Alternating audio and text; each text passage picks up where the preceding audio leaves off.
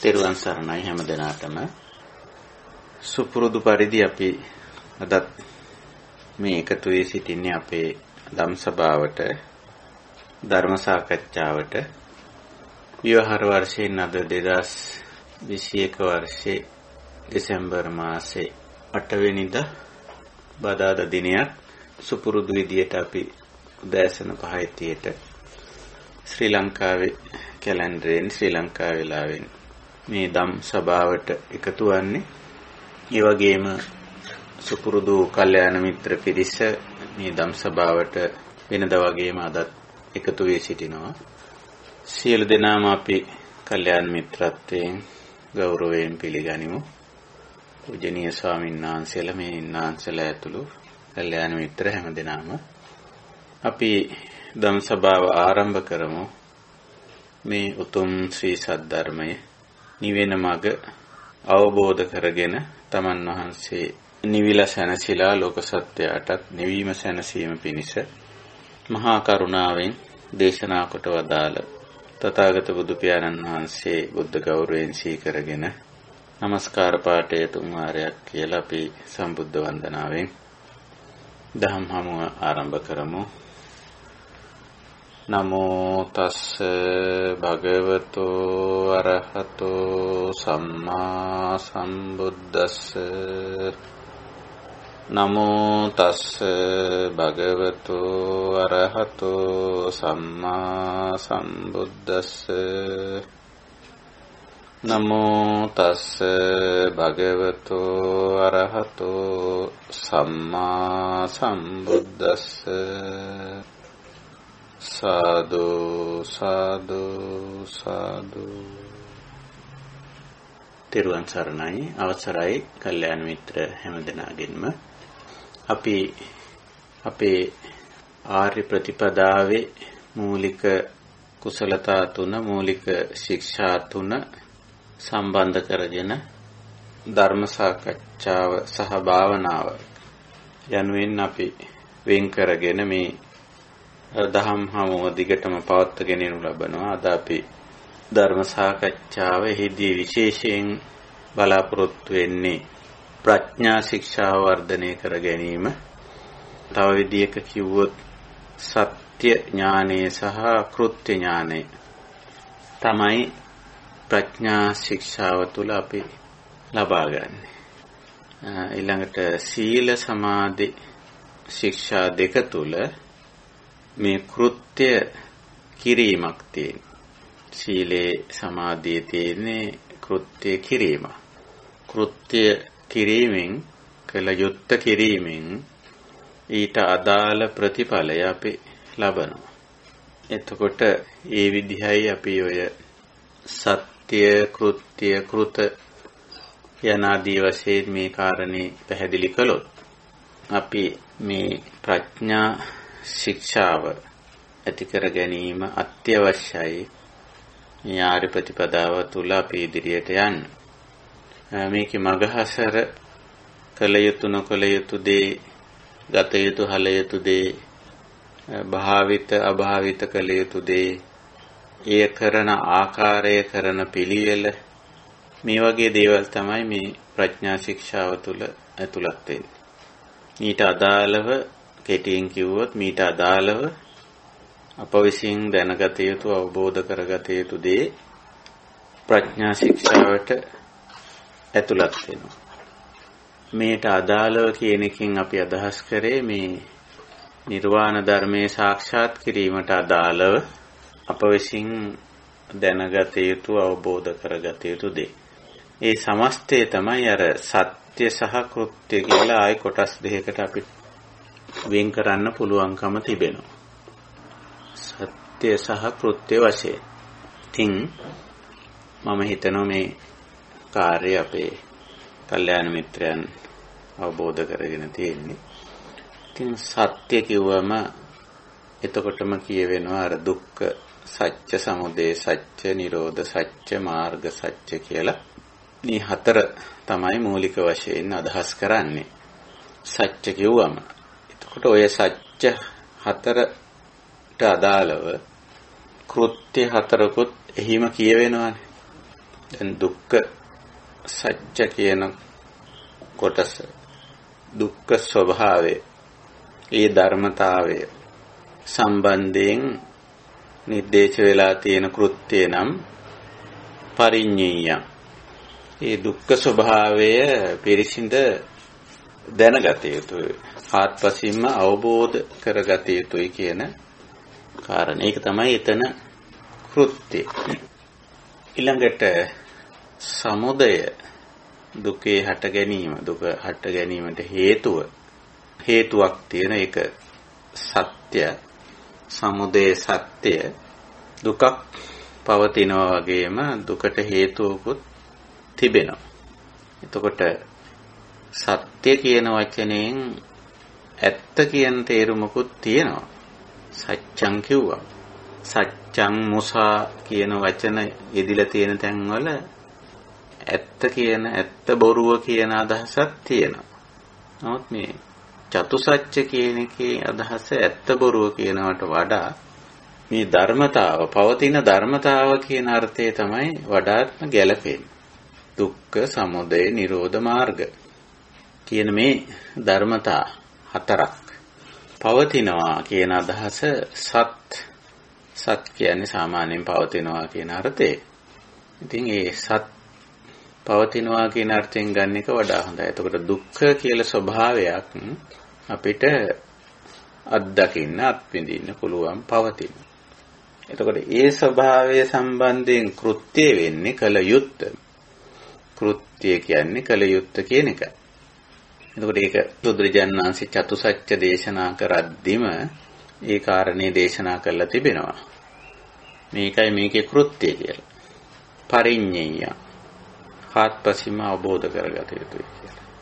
ඊළඟට දුක්ඛ තියෙනවා නම් දුකට හේතුවකුත් තියෙනවා. සමුදය.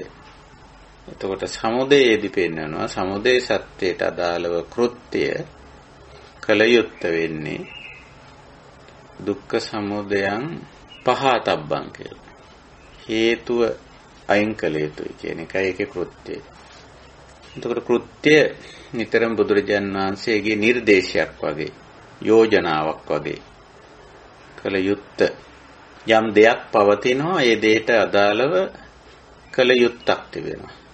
ඒ කළ යුත්ත නොකළ යුත්ත තෝරා බේරා ගැනීමෙහිලා අන්න එතන තමයි බුදුරජාණන් වහන්සේ අපිට හුඟක්ම මාර්ගෝපදේශකයන් වහන්සේ හැටියට අපිට අවශ්‍ය වෙන්නේ. සමහර විට දැන් දුක කියන එක අපිට තියෙනවා. නමුත් ඒ සම්බන්ධයෙන් කළ යුත්තේ කුමක්දයි කියා දෙන්න අන්න ශාස්ත්‍රුන් වහන්සේ අපිට වැදගත් වෙනවා, අවශ්‍ය වෙනවා. උන්වහන්සේ කියනවා අපිට තියෙන දෙයක් සම්බන්ධයෙන්, අපිට දැනෙන දෙයක්, වැටහෙන දෙයක් සම්බන්ධයෙන් මෙන්න මේකයි කළ යුත්තේ කියලා.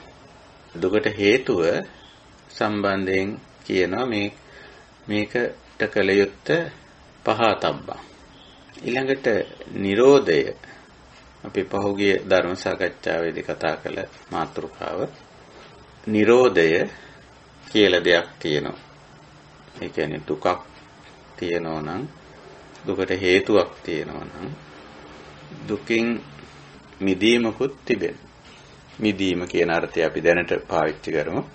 නමුත් නිරෝධ කියන ස්වභාවය අපි පුළුල් විදියට පහුගිය සාකච්ඡාවේදී කතා කළානේ. එතකොට නිරෝධයක් තියෙනවා. ඒ නිරෝධයට අදාළ කෘත්‍ය කාර්ය වන්නේ නිරෝධය කියන ස්වභාවය සාක්ෂාත් කිරීම. සච්චිකාතබ්බං. එතන කෘත්‍ය, එතන කළ යුත්ත කාර්ය වන්නේ. අන්න ඒක අපිට ශාස්ත්‍රුන් වහන්සේ, බුදුරජාන් වහන්සේ පෙන්වලා දෙනවා. ඊළඟට නිරෝධය සඳහා මාර්ගයක් ඉස්මතු වෙලා එනවා. ඒකට වැඩපිළිවෙලක් අවශ්‍යයි. ඒකත් ඇත්ත. ඒකත් පවතින දෙයක්.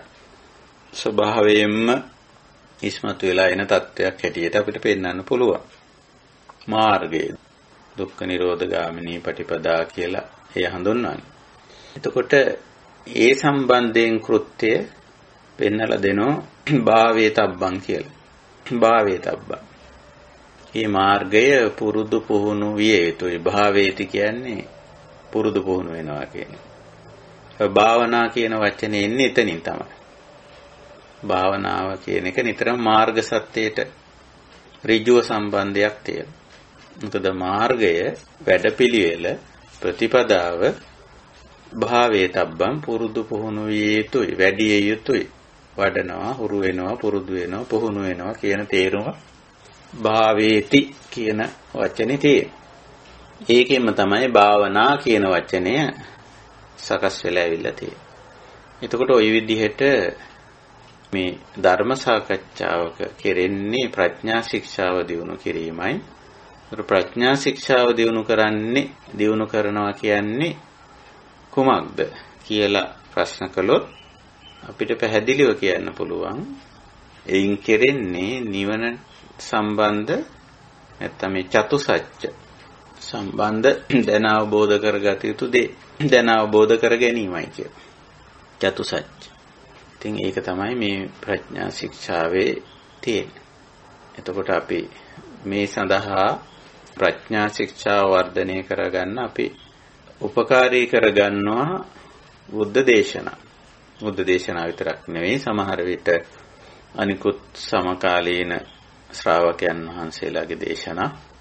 එතෙන් මිට ඒවා විවරණය කරමින් පසුකාලීනව ඉදිරිපත් වෙලා තියෙන ධර්ම විවරණ වගේ දේවල් උනත් අපිට මේ සඳහා ලං කරගන්න, කිට්ටු කරගන්න පුළුවන්. මූලික වශයෙන්ම අපි බුද්ධ දේශනා මේ සඳහා සම්බන්ධ කරගෙන තිබෙනවා. ඒ අනුව අපි මේ වන විට අපි කතා බහ කරමින් ඉන්නේ අවිජ්ජා සූත්‍රය. අවිජ්ජා සූත්‍රය බොහොම කෙටි සූත්‍රයක්. සූත්‍ර පිටකයේ සංයුත්ත නිකායේ ඇතුළත් වෙන්නේ. සංයුත්ත නිකායේ කොටස් වර්ග 5ක් තිබෙනවා. සගතා වර්ග, නිදාන වර්ග, කන්ද වර්ග, සලායතන වර්ග, මහා වර්ග ආදී වශයෙන්. එයින් අන්තිම 5 වෙනි වර්ගයේ මහා වර්ගය ඒ එක් වර්ගයක් නැවතත් සංයුක්ත වශයෙන් බෙදෙනවා. එහි සංයුක්ත 12ක් තියෙනවා මහා වර්ගේ. 12 වෙනි සංයුත්තේ සත්‍ය සංයුත්තේ. ඒ සත්‍ය සංයුත්තේ නැවත වර්ග ආයමත් වර්ග වශයෙන් බෙදෙනවා. එහි දෙවෙනි වර්ගයේ ධම්මචක්කපවත්තන වර්ගයේ. ධම්මචක්කපවත්තන වර්ගයේ ඇතුළත් සූත්‍රයක් තමයි 7 වෙනි සූත්‍රය අවිජ්ජා සූත්‍රය. එතකොට ඒකට සම්බන්ධව මෙතන යටින් තියෙන විජ්ජා සූත්‍රය දෙකම මේ සාකච්ඡාවේදී අපි මූලික ධර්ම මූලාශ්‍රය හැටියට භාවිතා කරන බොහොම කෙටි සූත්‍ර. අතකෝ අඤ්ඤතරෝ බික්ඛු යේන භගවා තේන උපසංකමිත්වා භගවන්තං අභිවාදෙත්වා ඒකමන්තං නිසීදි ඒකමන්තං නිසින්නෝකෝ සෝ බික්ඛු භගවන්තං ඒතදෝච. නිදානේ කෙටියෙන් තියෙනවා ඒකේ. සූත්‍රයක නිදානයක් තියෙනවානේ. බොහොම කෙටියෙන් තියෙන එක්තරා භික්ෂුවක් බුදුරජාණන් වහන්සේ හමුවට ඇවිල්ලා වන්දනා කරලා එකත් පසක ඉඳගෙන මෙහෙම ඇහුවා. අවිජ්ජාති බන්තේ උච්චති කතමානුකෝ බන්තේ අවිජ්ජා කිත්තාවතාච අවිජ්ජාගතෝ හෝති इति කියලා. ස්වාමීනි අවිද්‍යාව කියනවා. කුමක්ද අවිද්‍යාව? කොපමණකින් අවිද්‍යාවටපත් වේද සත්වයේ කියන ප්‍රශ්නේ තමයි මතු කරන්නේ. ඉතින් බුදුරජාන් වහන්සේ දෙන්නේ බොහොම කෙටි පිළිතුරක්. යංකෝ බික්ඛු දුක්ඛේ අඤ්ඤානං දුක්ඛ සමුදය අඤ්ඤානං දුක්ඛ නිරෝධේ අඤ්ඤානං දුක්ඛ නිරෝධ ගාමිනියා පටිපදාය අඤ්ඤානං අයං උච්චති බික්ඛු අවිද්‍යා අඤ්ඤානං. අවිද්‍යා අඥානකම නැත්නම් නොදන්නාකම අනවබෝධය. මෙන්න මේ අංශ 4 පිළිබඳව දුක්ඛ සමුදය දුක්ඛ නිරෝධ ගාමිනී පටිපදා කියන 4 පිළිබඳ නොදැනුවත් බව අවිජ්ජා. ittavataච අවිජ්ජාගතෝ හෝති කියන ওই දෙවෙනි වාක්‍යයෙන් කියන්නේ මේ අවිද්‍යා තත්වයට පැමිණීම කියලා කියන්නේ ඔය කාරණේ නොදැනීම කියන එකයි. ඉතින් නොදන්න දේවල් නම් ලෝකේ තවත් තියෙන්න පුළුවන්. මොකද මෙතන අවිද්‍යා කියන එක එක්තරා අංශයකට සීමා කරලා තිබෙනවා. මේක දුක්ඛ කියන ක්ෂේත්‍රයට සම්බන්ධ කරලා තියෙනවා. දුක්ඛේ අඥාන, දුක්ඛ සමුදය අඥාන, දුක්ඛ නිරෝධේ අඥාන, දුක්ඛ නිරෝධ ගාමිනී පටිපදාය අඥාන. ඒ විදිහට ඒ විෂයට දුක්ඛ කියන විෂයට හරියටම මේ කාරණේ සීමා කරලා තියෙනවා. දුක්ඛ කියන විෂය. එතකොට මේ එන්නේ ඒ විෂය පිළිබඳ සතරාකාර අවබෝධයෙන් නැතිකම අවිද්‍යාව කියලා බොහොම සීමාකාරී විදියට සාරාංශ වශයෙන් බුදුරජාණන් වහන්සේගේ පිළිතුර උන්වහන්සේ ලබා දෙනවා. ඉතින් ඔච්චරයි ඔකේ උත්තරේ පිළිතුර. ඊළඟට ඔතන අර සාමාන්‍යයෙන් සූත්‍රයක විභංගයක් නැහැ. ඔතන චතුසත්‍ය විභංග කිරීමක් නැහැ. මම හිතන්නේ සත්‍ය විභංගය වෙනම තියෙන නිසා, වෙනම දේශනාවක තියෙන නිසා වෙන්නේ නැති. එක්කෝ සංගායනාකාරක මහරහතන් වහන්සේලා ඒක මෙතෙන්ට ඇතුළත් කරන්න නැතුව ඇති. මොකද මේ සත්‍ය විභංගයක් වෙනම තියෙනවනේ, චතුසත්‍ය පැහැදිලි කිරීමක්. නමුත් සූත්‍රයේ 3 වෙනි කොටස ඕවාදය ඇතුළත් කරලා තියෙනවා සූත්‍රයේ. සූත්‍රයක සාමාන්‍යයෙන් කරුණු 4ක් ඇතුළත්. නිදානේ, උද්දේශය, විභංගය, ඕවාදය කියලා. මේ සූත්‍රෙත් විභංගය අතහැරලා ඉතිරි 3ම තියෙනවා. නිදානේ කෙටියෙන් තියෙනවා එක්තරා භික්ෂුවක් මෙහෙම විමසුවා කියලා. ඒකේ උද්දේශයේ තියෙනවා ප්‍රශ්නේ පිළිතුරයි. ඕවාදේ තියෙනවා අග. තස්මාතිහ බික්ඛු අන් ඒක නිසා ඉදන් දුක්ඛන්ති යෝගෝ කරණීයෝ අයං දුක්ඛ සමුදයෝති යෝගෝ කරණීයෝ අයං දුක්ඛ නිරෝධෝති යෝගෝ කරණීයෝ අයං දුක්ඛ නිරෝධ ගාමිනී පටිපදාති යෝගෝ කරණීයෝ. ඒ විදිහට ඒක තමයි ඕවාදය. කල යුත්තර කෘත්‍ය ගැන කියවෙන්නේ. බුදුරජාණන් වහන්සේගේ දේශනාවේදී ප්‍රධාන වශයෙන් සත්‍ය කෘත්‍ය කියවෙන්නේ. ඔය කෘත්‍ය කල යුත්ත නිතරම ඕවාදයක් හැටියට ඉදිරිපත් වෙන්නේ. මෙන්න මෙසේ කල යුතුයි. මෙය කල යුතුයි. මේ ආකාරයෙන් කල යුතුයි. විදිහට දැන් මෙතනත් ඒක දක්වලා තියෙන යෝගෝ කරණීයෝ. අර කරණීය කල යුත්ත කියන එකයි. එතකොට යෝගෝ කියන එක අපි මුල් සාකච්ඡාවේදී පැහැදිලි කරගත්තා. එතන අදහස එහි යෙදෙනවා කියන තේරුමකුත් තියෙනවා. අවබෝධ කරගන්න උත්සාහ කරනවා කියන අදහසක් තියෙනවා. දැන් අවබෝධ කරගන්නවා කියලා කිව්වොත් ඒක අසම්පූර්ණ ගතියක් තියෙනවා. මොකද දැන් මාර්ග සත්‍යයට වගේ එනකොට භාවිතා කිරීමක් තියෙනවා. ඊළඟට සමුදය සත්‍යයට ආපුවම බැහැර කිරීමක් තියෙනවා. නිරෝධයට ආපුවම මේක සාක්ෂාත් කිරීමක් තියෙන්නේ. එතකොට දැන් යෝග කිව්වම ඔය යෝග කියන වචනේ තේරුම් ගන්න හොඳ අවස්ථාවක් මේක. යෝගෝ කිව්වම එකකින් අදහස් කරන්නේ ඔය කෘත්‍ය 4ම. මොකද්ද? යම් ධර්මතාවයකට අදාළව මේ ධර්මතාව හාත්පසින් අවබෝධ කර ගැනීම. පරිඥානය, පරිඥා කියලා එකට කියන්නේ. එතකොට ඒක යෝගයට අයිති වෙනවා. ඊළඟට බහැර කළ යුත්තක් තියෙනවා නම් බහැර කිරීම. වැඩි යුත්ත වැඩිම. සාක්ෂාත් ඒ හරහා මේක සාක්ෂාත් කර ගැනීම. තමන්ගේ ජීවිතයේ කොටසක් බවට පරිවර්තනය කර ගැනීමනේ සාක්ෂාත් කරණය කරගන්නවා කියලා කියන්නේ. ජීවිතයේ අංගයක් බවට නැත්නම් ඒ දේ තමන්ගේ ජීවිතය තුළ ක්‍රියාත්මක වෙන తত্ত্বය. මේ විදිහට. ඉතින් යෝගෝ කරණීයෝ. යෝග කිව්වම ওই 4ම ඇතුළත් වෙනවා. කෘත්‍ය 4. කෘත්‍ය 4. දුක්ඛය අවබෝධ කර ගැනීම, සමුදයේදී බහැර කිරීම, පහතබ්බේ නිරෝධයේදී සාක්ෂාත් කිරීම, මාර්ගයේදී වැඩි. ඔය 4ම තමයි යෝගෝ කරණීයෝ කියන වචනයෙන් අදහස් කරන්නේ. හැමතැනටම යෙදিলা තියෙන යෝගෝ කියලානේ. දැන් දුක්ඛන්ති යෝගෝ කරණීයෝ. එහෙනම් එතන යෝගෝ කිව්වේ පරිඤ්ඤයයන් කියලානේ කිව්වේ අවබෝධ කරගන්න උත්සාහ කළ යුතුයි. ඉදන් දුක්ඛ සමුදයෝති යෝගෝ කරණීයෝ. මෙය දුකට හේතුවයි කියන එක ඒ සමුදය හේතුව. හේතුවට අදාළ යෝගය වෙන්නේ එය පහතබ්බම් බහැර කිරීමනේ. බහැර කිරීම. ඊළඟට නිරෝධයට අදාළ යෝගය වෙන්නේ සාක්ෂාත් කිරීම. සච්චිකාතබ්බම්. නමුත් යෝගෝ කරණීයෝ ඒ සාක්ෂාත් කරන්න කෘත්‍යය කියලා මෙතන කියන්නේ ඒක කළ යුතුයි කියලා. ඒකට උත්සාහ කරන්න කියන කාර්යය.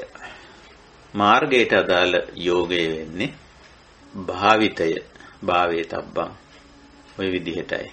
එතකොට ඔන්න ඔය ටික හරියට දන්නේ නැතිකම චතුසත්‍යයේ යෝගය නොදන්නාකම අවිද්‍යාව හැටියට අපිට තේරුම් ගන්න පුළුවන්. බුදුරජාණන් වහන්සේ මේ විදිහට දේශනා කළා තියෙනවා. ඊළඟට එතනම තියෙන විද්‍යා සූත්‍රයේදීත් එතකොට අර අවිද්‍යාව පැහැදිලි කරනකොට විද්‍යාව ඇත්තටම පැහැදිලි වෙනවා.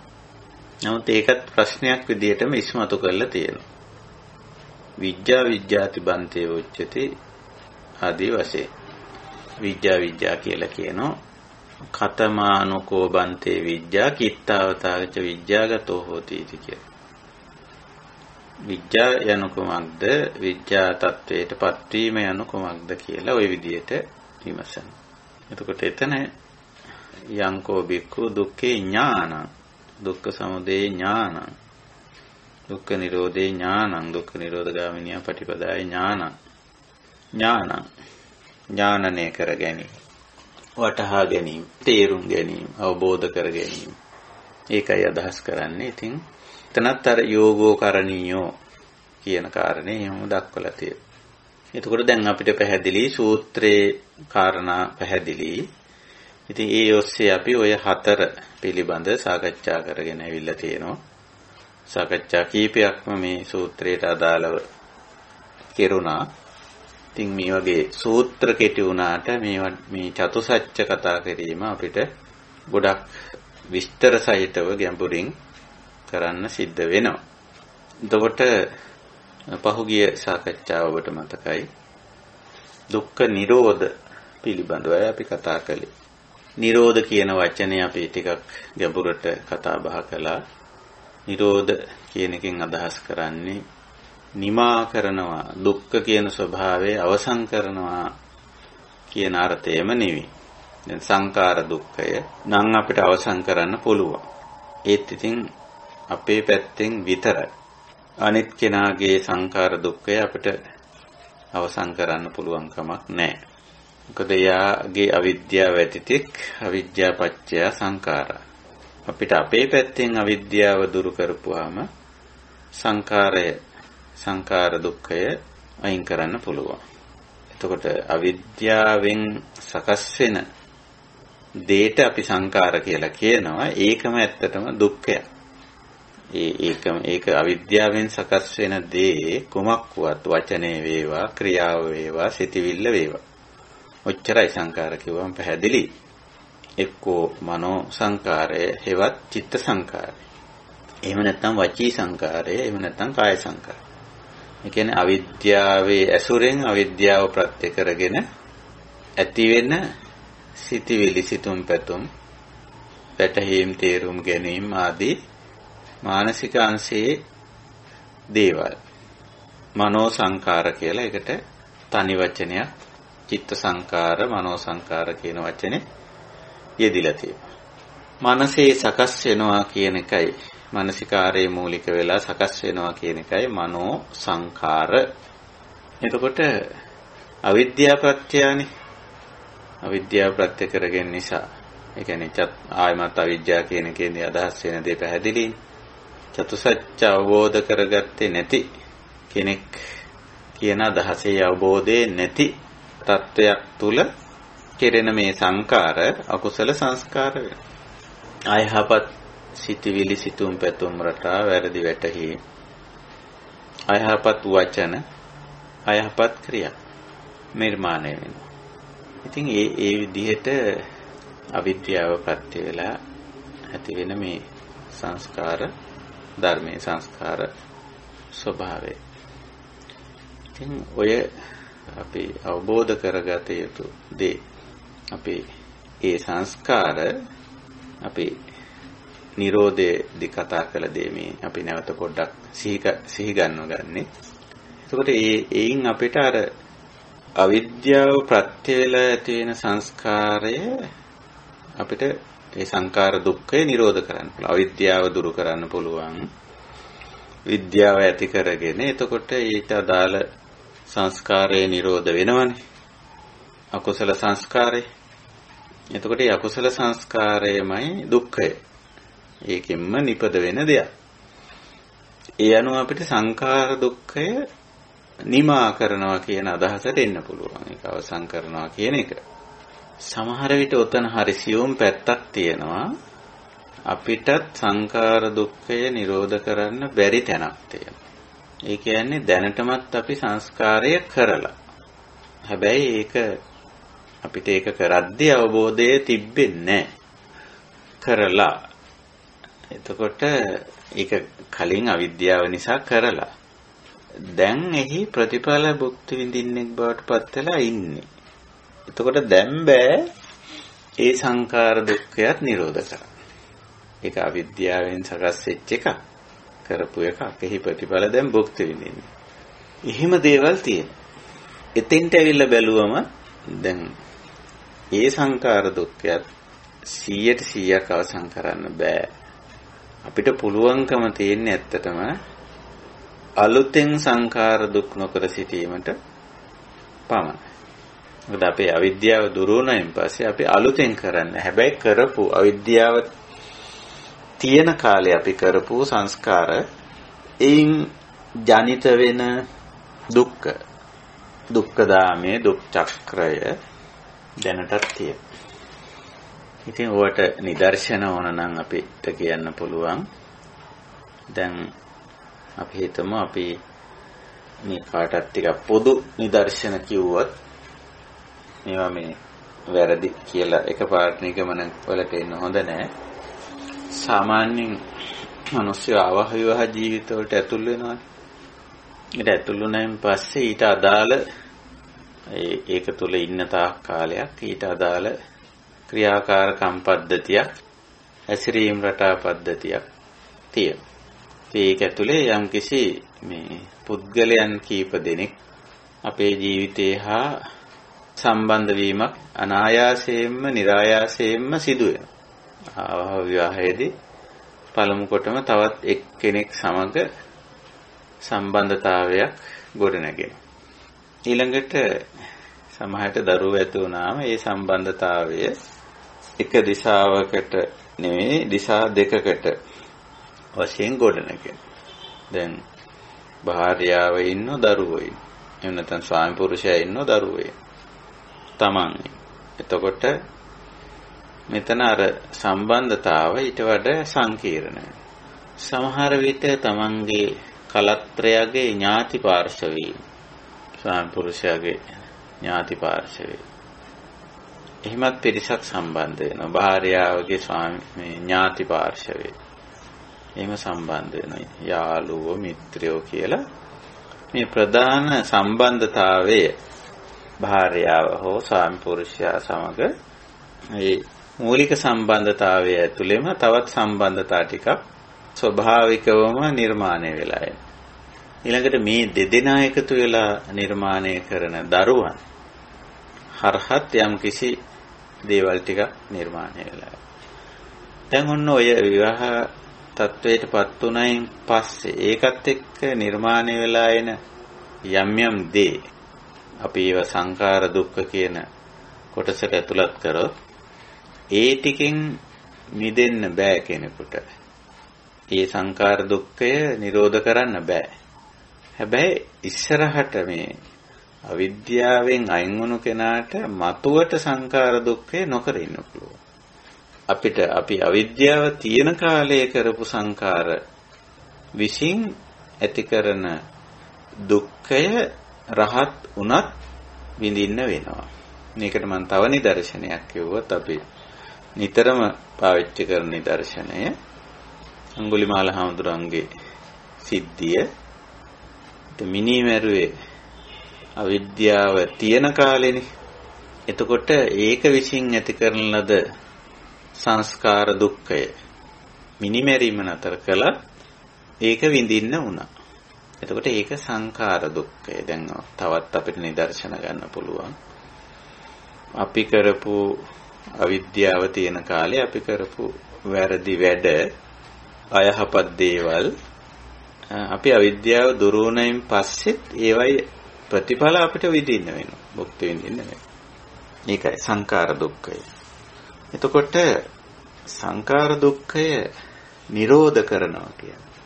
නිරෝධ සත්‍යයේදී අපිට හම් වෙන්නේ දුක්ඛ නිරෝධං කියලා. එතකොට අපි නිරෝධ සත්‍යයේ කතා බහ කළ අවස්ථාවේදී අපි යම්කිසි අදහස් දෙකක් සංකල්ප දෙකක් ගත්තා. සාමකාමී වීම සහ සහජීවනය ඇති කර ගැනීම කියලා. නිරෝධ වෙනවා කියන එකට ටිකක් අපි වෙනස් විදිහේ සංකල්පනා දෙකක් ක්‍රියාකාරකම් දෙකක් කියන්න පුළුවන් මේක. ක්‍රියාකාරකම් දෙකක් අපි නිරෝධ කියන වචනයට ඉදිරිපත් කළා. යක් සාමකාමී වීම මානසික පැත්තෙන් මේ දුක්ඛ ස්වභාවය. එතන දුක්ඛ ස්වභාවයන් තුනක් තියෙනවානේ. ස්වභාවිකවම නිර්මාණය වෙන දුක්ඛය. ඊළඟට ඒ ස්වභාවිකත්වය විපරිණාමය වීම තුල ඇති වෙන විපරිණාම දුක්ඛය. ස්වභාවිකත්වය තමයි ඔය ස්වභාවිකත්වය තුල ඇති වෙන දුෂ්කරතාවය දුක්ඛය. ඒ ස්වභාවික දේම විපරිණාමය වීම නිසා ආයිමත් දුෂ්කරතාවයක් ඇති වෙනවා. ඒක විපරිණාම දුක්ඛය. ඊළඟට සංඛාර දුක්ඛය. අපේ අවිද්‍යාව නිසා අවිද්‍යාපච්චය සංඛාර. අවිද්‍යාව නිසා අපි හදාගන්න දුක්ඛය කියන්නේ. දැන් මේ තුන සම්බන්ධයෙන් තමයි අපි කතා කරන්නේ යමක්. ඒ කියන්නේ මේ Nirodhe අපි සාකච්ඡා කරන්නේ මේ තුන සම්බන්ධ කරගෙන. එතකොට එතෙන්දී අපි කතා බහ වුණා මනසින් මේ සම්බන්ධයෙන් සාමකාමී වීම, ඒ වගේම අපේ ජීවනචර්යාව ඇතුලේ සහජීවනයක් ඇති කර ගැනීම කියලා. සාමකාමී බව සහ සහජීවනය කියලා අපි යම් කිසි ක්‍රියාකාරකම් දෙකක් මෙතෙන්දී ඉදිරිපත් කරගත්තා. නිරෝධ කියන වචනයට අදාළව. මනසින් සාමකාමී වීම අපේ ජීවනචර්යාව ඇතුලේ මේ දුක්ඛය සමග ත්‍රිවිධ දුක්ඛය සමග යම් සහජීවනයකට පැමිණීම කියලා. එතකොට කොහොමද අපි මනසින් සාමකාමී වෙන්නේ? මොකක්ද ඒකට වැඩපිළිවෙල? ඊළඟට ජීවනචර්යාව ඇතුලේ කොහොමද අපි මේ දුක සමග සහජීවනයට එන්නේ?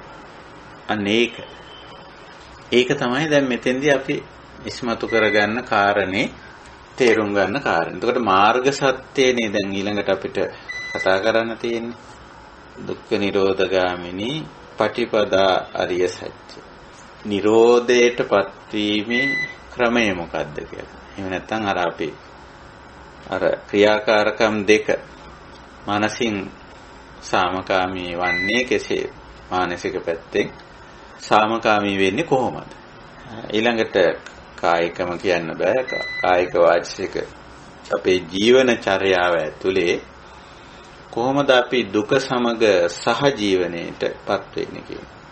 ඔන්න ඔය කාරණා දෙක තමයි ප්‍රධාන වශයෙන් මාර්ග සත්‍යයට ඇතුළත් වෙන්නේ. ඉතින් අද අපේ අවධානය මාර්ග සත්‍යය පිළිබඳව.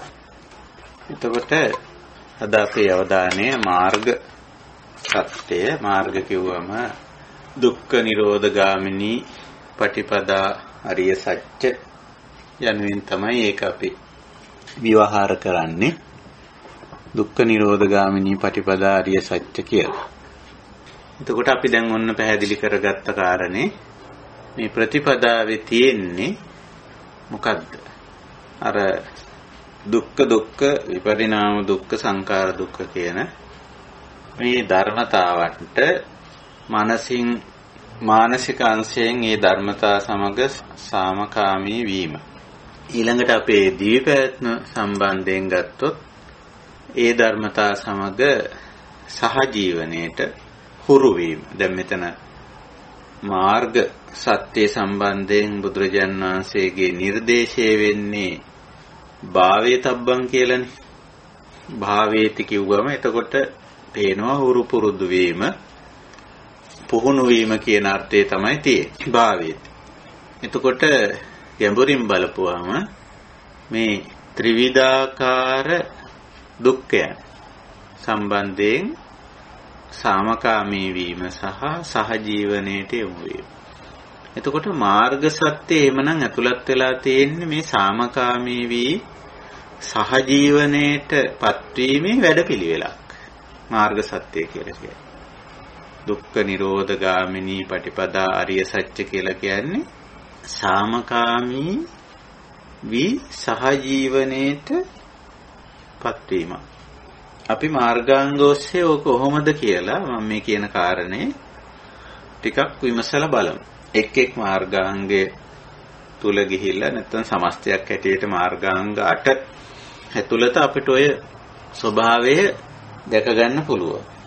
මාර්ග සත්‍යය තුල තියෙන්නේ අර දුක්ඛ කියන ධර්මතාවය සමග සාමකාමී වීම, ඒ ධර්මතාව සමග සහජීවනයටපත් වීම. සහජීවනය කියන්නේ ඒකත් එක්ක ජීවත් වෙනවා. ඉතින් ඒකයි. ඒකම තනි වචනයකින් අපි පාවිච්චි කරනවා නිරෝධෝ කියලා. නිරෝධෝ. නිරෝධයටපත් වෙනවා කියලා අපි ඕක කියනවා. අපි එතකොට යමක් සමග නිරෝධයටපත් වෙලා කිව්වොත් ඒකෙන් අදහස් කරන්නේ අපි ඒකත් එක්ක මනසින් සාමකාමී ජීවත් වෙන්නේ සහජීවන ප්‍රතිපදාවකින් සහජීවනයක් ඇති කරගන්නේ. සහජීවනයේ කිව්වම ගැටෙන්නේ නැතුව, ඇලෙන්නේ නැතුව, මුලා වෙන්නේ නැතුව. ඒ කියන්නේ ගැටුම්කාරී ක්‍රියාකාරකම් වලින් ඇලෙන නැත්තම් ඒව සමග තද බැඳීම් සහගත ක්‍රියාකාරකම්, මෝහ සහගත ක්‍රියාකාරකම් වලින් තොර වීම.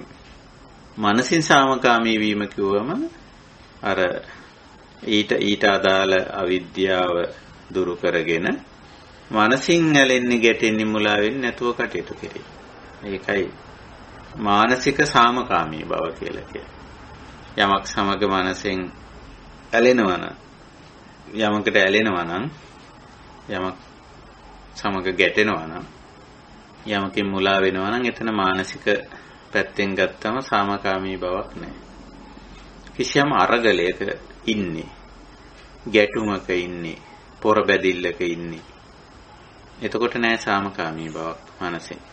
ඒක නිසා මේ මාර්ගය තුල තියෙන්නේ භාවිතයක්, භාවේතබ්බයක්, භාවනාවක්. මාර්ගය තුල තියෙන වැඩපිළිවෙල කියන්නේම භාවනාව. පුරුදු වීමක්, පුහුණු වීමක් තියෙන. ඒ පුරුදු වීම, පුහුණු වීම ඇතුලේ අපිට දැක ගන්න තියෙන්නේ ওই අංශ දෙක. කායික සහ මානසික අංශ දෙකකින් සාමකාමී වීම සහ සහජීවනයේට යොමු වීම. හොඳයි.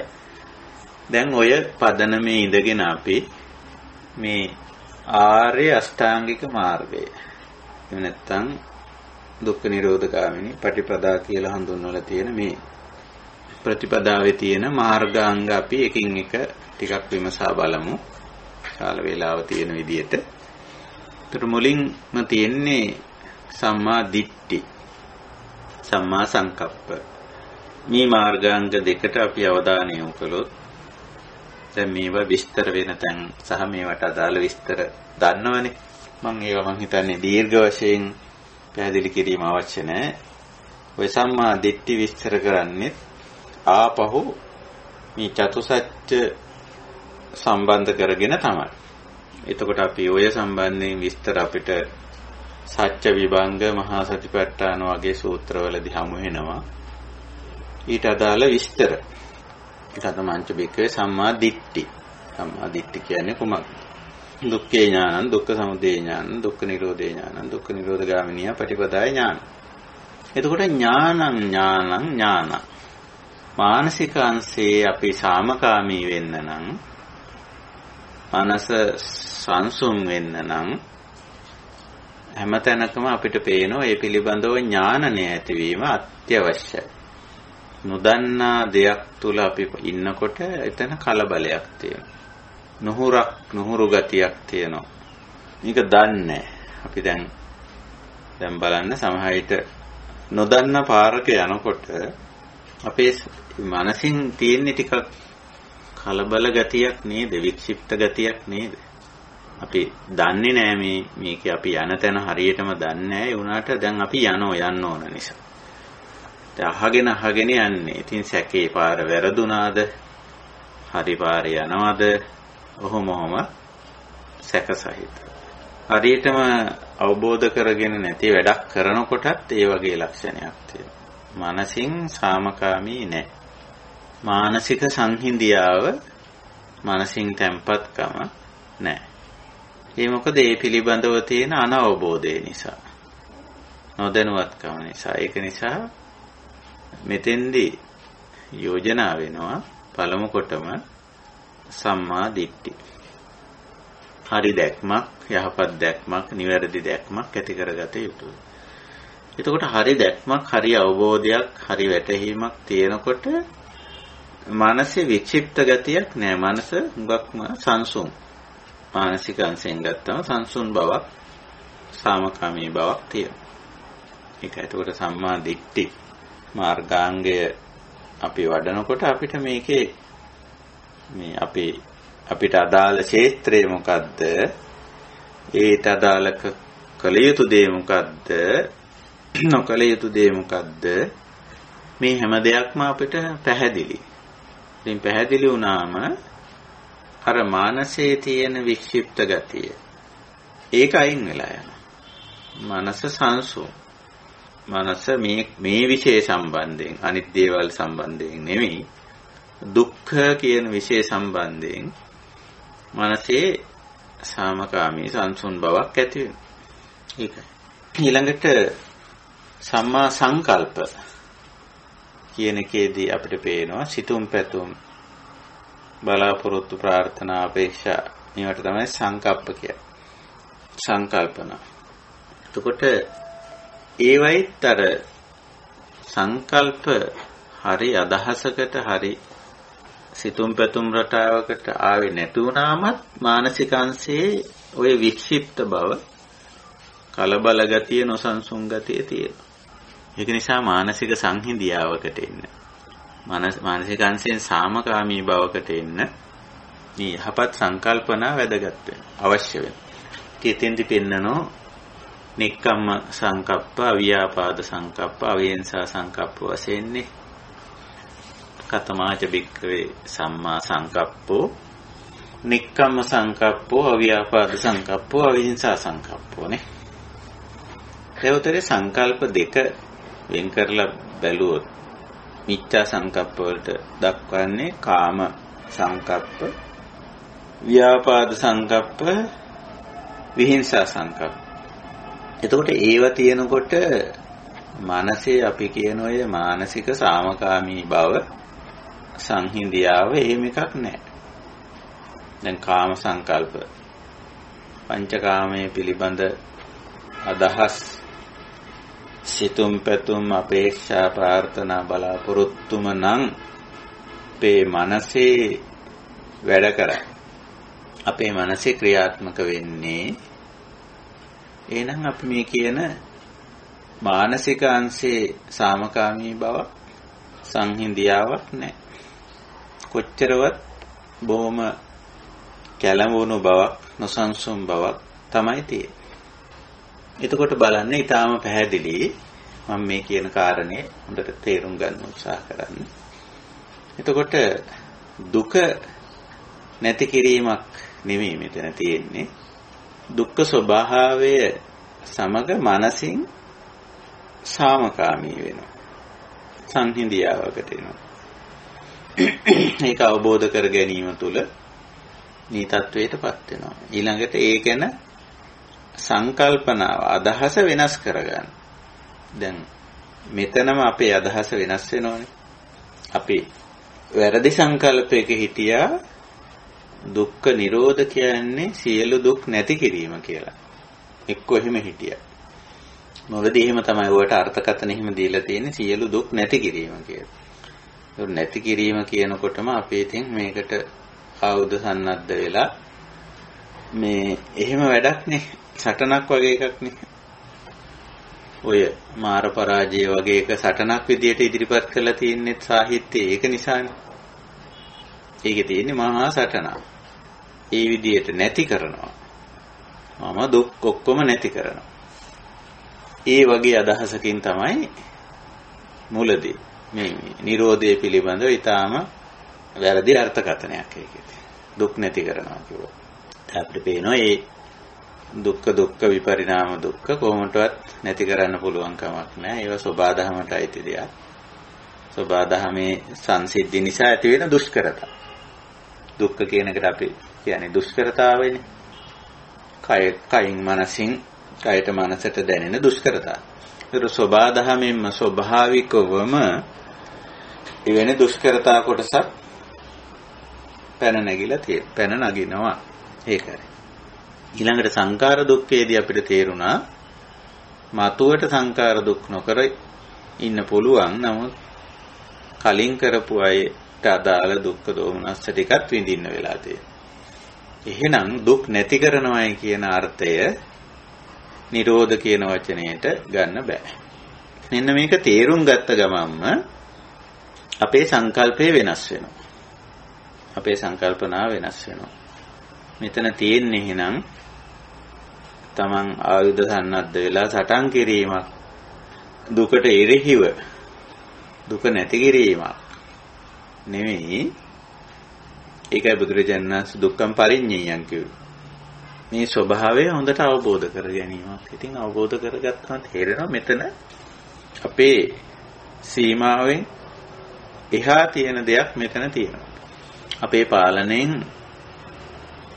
තොර දෙයක්, අනත්ත් දෙයක් තියෙනවා. දැන් මේ දුක්ඛය විපරිණාම දුක්ඛය අනත්තයි. අපි ඕන විදිහට අපි කැමති ආකාරයට ඒවා පවත්වන්න බෑ, ඒවා නිමා කරන්න බෑ. ඒකයි. අපි ඒව දුක්ඛ සත්‍යයේදී කතා කළා. මේ ජාති හට ගැනීම කියන දේ අපේ පාලනයෙන් තොරයි. යම් දේ හට ගැනීමට අදාළ හේතු යෙදුනම ඒ දේ හටගන්න. ඊළඟට හටගත් දේ ජරාවට යන එක අපේ පාලනයෙන් තොරව කෙරෙන. ඒ දේ ව්‍යාධියට වැටෙන එක ලෙඩවීම අපේ පාලනයෙන් තොරව කෙරෙන. ඒක මරණයටපත් වීම ඒත් එහෙම. ඊළඟට අපි අකමැති දේවල් හමු වීම, කැමති දේවල් දුරස් වීම මේවා. එතකොට මේවා ඔක්කොම අයිති වෙන්නේ ස්වභාවික, සබාධමයට අයිති දේවල්. එක්කෝ මේවා දුක්ඛ නැත්නම් විපරිණාම දුක්ඛ. සමහර විට සංකාර දුක්ඛයක් වෙන්නත් පුළුවන් ඇත්තටම. දැන් අප්පිය සංපයෝගය අපි විසින් කරගත්ත දෙයක් වෙන්න පුළුවන්. අපිම වෙන්න පුළුවන් මේ අප්‍රිය දෙයක් කැඳවගත්තේ. එතකොට අප්‍රිය දෙයක් කැඳවා ගැනීම කියන සංකාරය අපේ අවිද්‍යාව නිසා කළා වෙන්න පුළුවන්.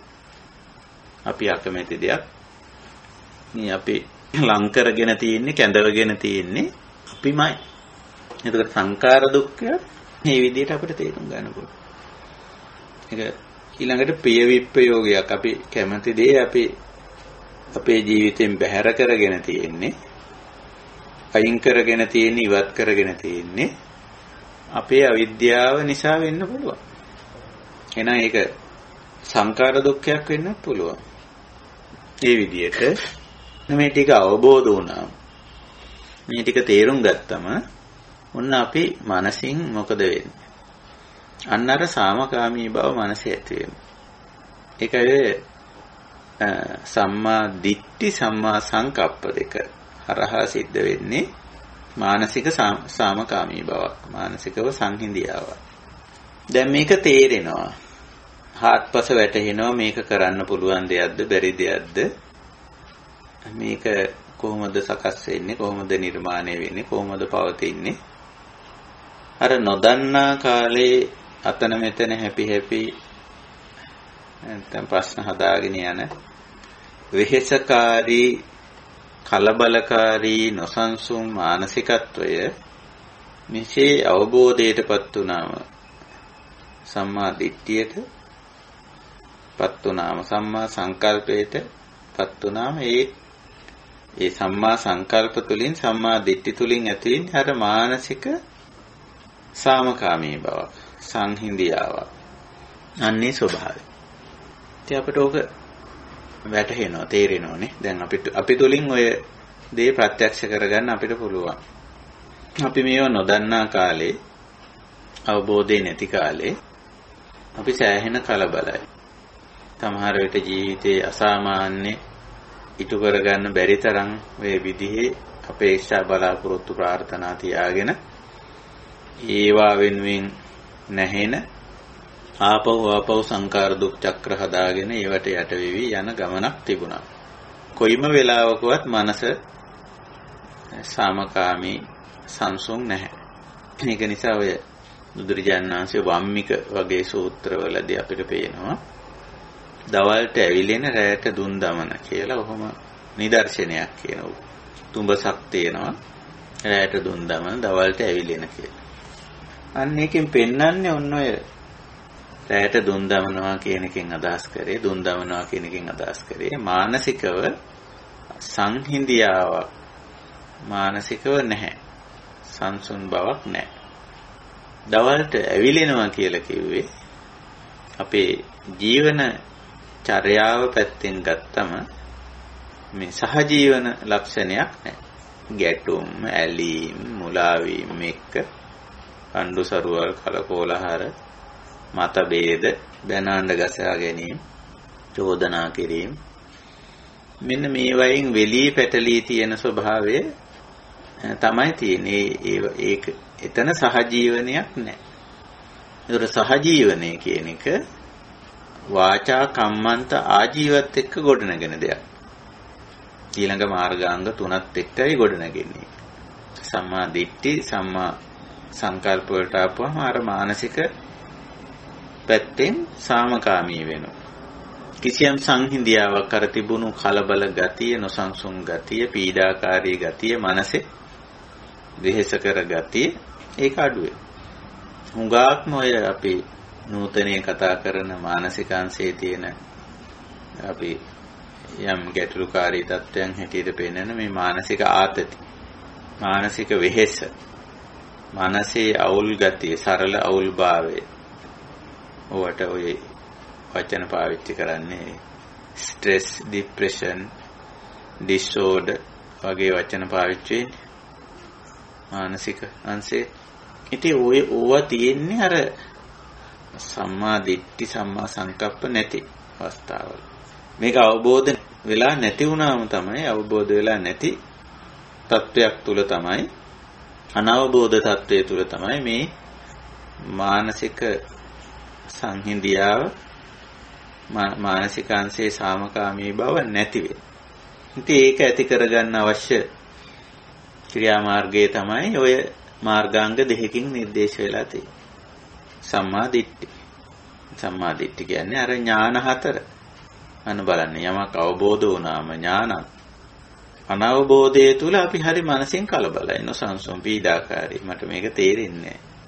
වැටහෙන්නේ නැහැ. දැන් බලන්න ඔය මොකක් හරි දෙයක් කරගන්න ගියලා ඒක තේරෙන්නේ නැති වුණාම මනස කොච්චර පීඩාවටපත් වෙනවද කියලා.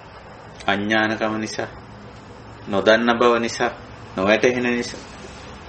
හැබැයි ඒක දන්න කෙනාට එහෙම පීඩාවක් නැහැ. ඒක එයා දන්නවා. මේක කරන විදිය දන්නවා. මුලින් ඉඳලා අගට මෙහෙමයි මේ විදියයි කරන්නේ කියලා දන්නවා. නොදන්න කෙනා ඊතරම වික්ෂිප්තයි, කලබලයි, නොසන්සුන්. ඊළඟට මොකද කරන්නේ?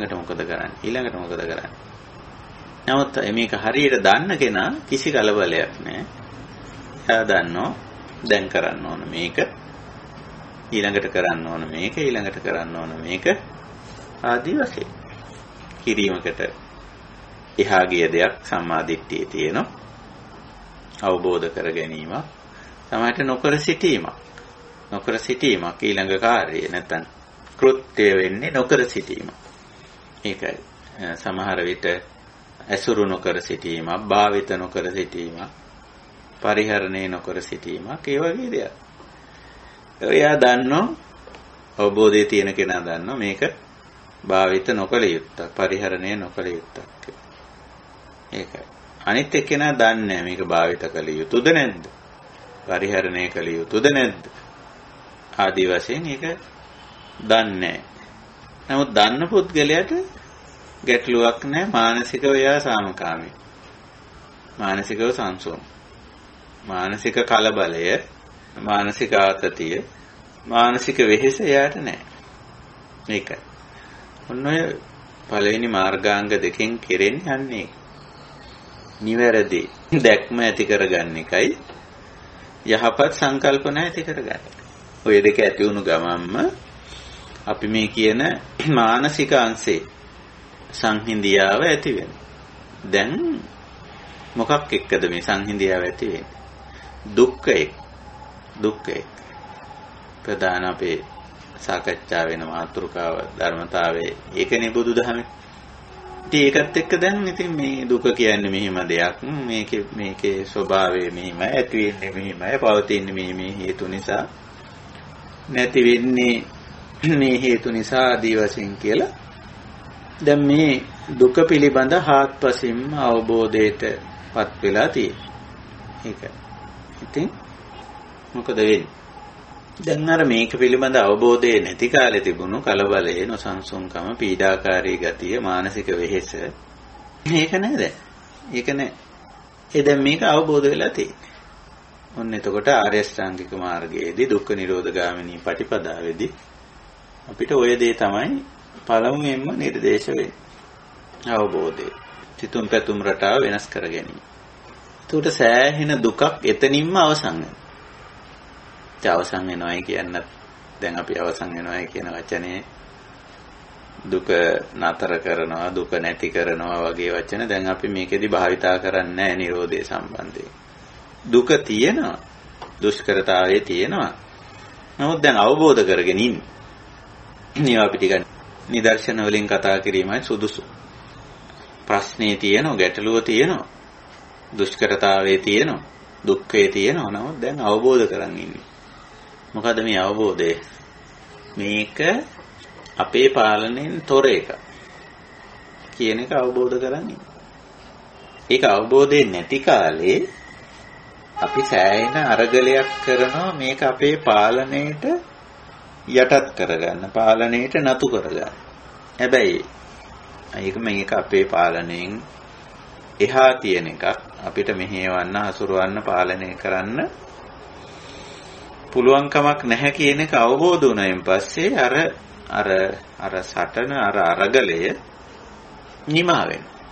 ඒකයි. හැබැයි ඊට අදාළ අර දුෂ්කරතාවයේ තියෙන දුෂ්කරතාවයක පොරබදන්නේ නැහැ. ඒක නැති කරන්න පොරබදන්නේ. මම මේවා සරල නිදර්ශන වලින් කියන්නම්. දැන් අපි හිතමු මෙන්න මේ වගේ. පළමුවෙන් අපි ගමු සෝබා දහමේ පැත්තේ යමක්. දැන් සෝබා දහමේ තියෙනවා ස්වභාවික න්‍යායයන් තියෙන. ස්වභාවික න්‍යාය කියනවටත් වැඩිය අපි ඒවට කියමු ස්වභාවික රටා. ස්වභාවික රටාවන් තියෙන. කාල ගුණ, දේශ ගුණ, විපර්යාස වෙනස් වීම. ඒවයි තියෙන යම්කිසි රටාව. ඊළඟට බාහිරේ ඔය අජ්ජත්තේට ඇවිල්ලා අපි තුලට ඇවිල්ලා අපි තුලින් සබා දහම බැලුවොත් ස්වභාවික දේවල් අපි තුල තියෙන දේවල් බලන්න. අපි උපදින්නේ ලදරු කයක් ඇතුව. ඉතින් ඒ ලදරු කය හැමදාම තියෙන්නේ. ඊළඟට ළමා කයක්, නව යෞවන ශරීරයක්, තරුණ ශරීරයක්, මැදිවි ශරීරයක්, මහලු ශරීරයක්. ඔය සබාදහමේ රටාවනේ. කවුද කොහොම දුන්නේ? මේ සබාදහමේ රටාව. තාලය, රිද්මය. දැන් බලන්න ඔය දෙක ගත්තොත් දැන් ඔය දෙක ගැන අවබෝධයක් ආවොත් හොඳ අවබෝධයක් මේක සබාදහමේ රටාවයි රිද්මයයි තාලයයි කියලා අපි ওই දෙක එක්ක අරගල කරන්නේ නැහැ. අපි පුරුදු වෙනවා ওই දෙකත් එක්ක ජීවත් වෙන්න. ඉතින් ළමා කාලේ ළමා ශරීරයේ එක්කයි අපි ජීවත් වෙන්නේ. ඒක අපි බාර ගන්නවා, පිළිගන්නවා. ඒකත් එක්ක ජීවත් වෙනවා. නව යෞවන කාලේ නව යෞවන ශරීරය අපි බාර ගන්න, පිළිගන්නවා. ඒකත් එක්ක ජීවත් වෙනවා. තරුණ වියට ආපුවම තරුණ ශරීරය අපි පිළිගන්නවා, බාර ගන්නවා, ඒකත් එක්ක ජීවත් වෙනවා. මැදිවියට ආපුවම ඒ ශරීරය අපි බාර ගන්නවා, පිළිගන්නවා, ඒකත් එක්ක ජීවත් වෙනවා. දැන් බාර ගන්නවා, පිළිගන්නවා කියන වචන දෙකක් මම මෙතන පාවිච්චි කරනවා. තේරුම් ගන්නවා, පිළිගන්නවා. මේ වචන දෙක අපි ගමු. ඔය සම්මා දිට්ඨි, සම්මා සංකප්ප කියන්නේ සම්මා දිට්ඨියේ තියෙන තේරුම් ගන්න. සම්මා සංකල්පයේ තියෙන ඒක පිළිගන්නවා. ඒකට එකඟයි. එකඟයි කියන අදහස හුඟක්ම තියෙනවා. ඉතින් අර මේ කාලගුණ දේශගුණ තත්වයන් වෙනස් වෙනවා කියන එක දැන් අපි තේරුම් ගන්න තියෙනවා. ඒක දැන් අපි එකඟයි. මනසින් එකඟයි ඒක. ඒක පිළිගන්නවා. දැන් එතකොට මානසික සාමකාමී. දැන් කාලගුණ තත්ත්වය වෙනස් වුණාට අපි සාමකාමී.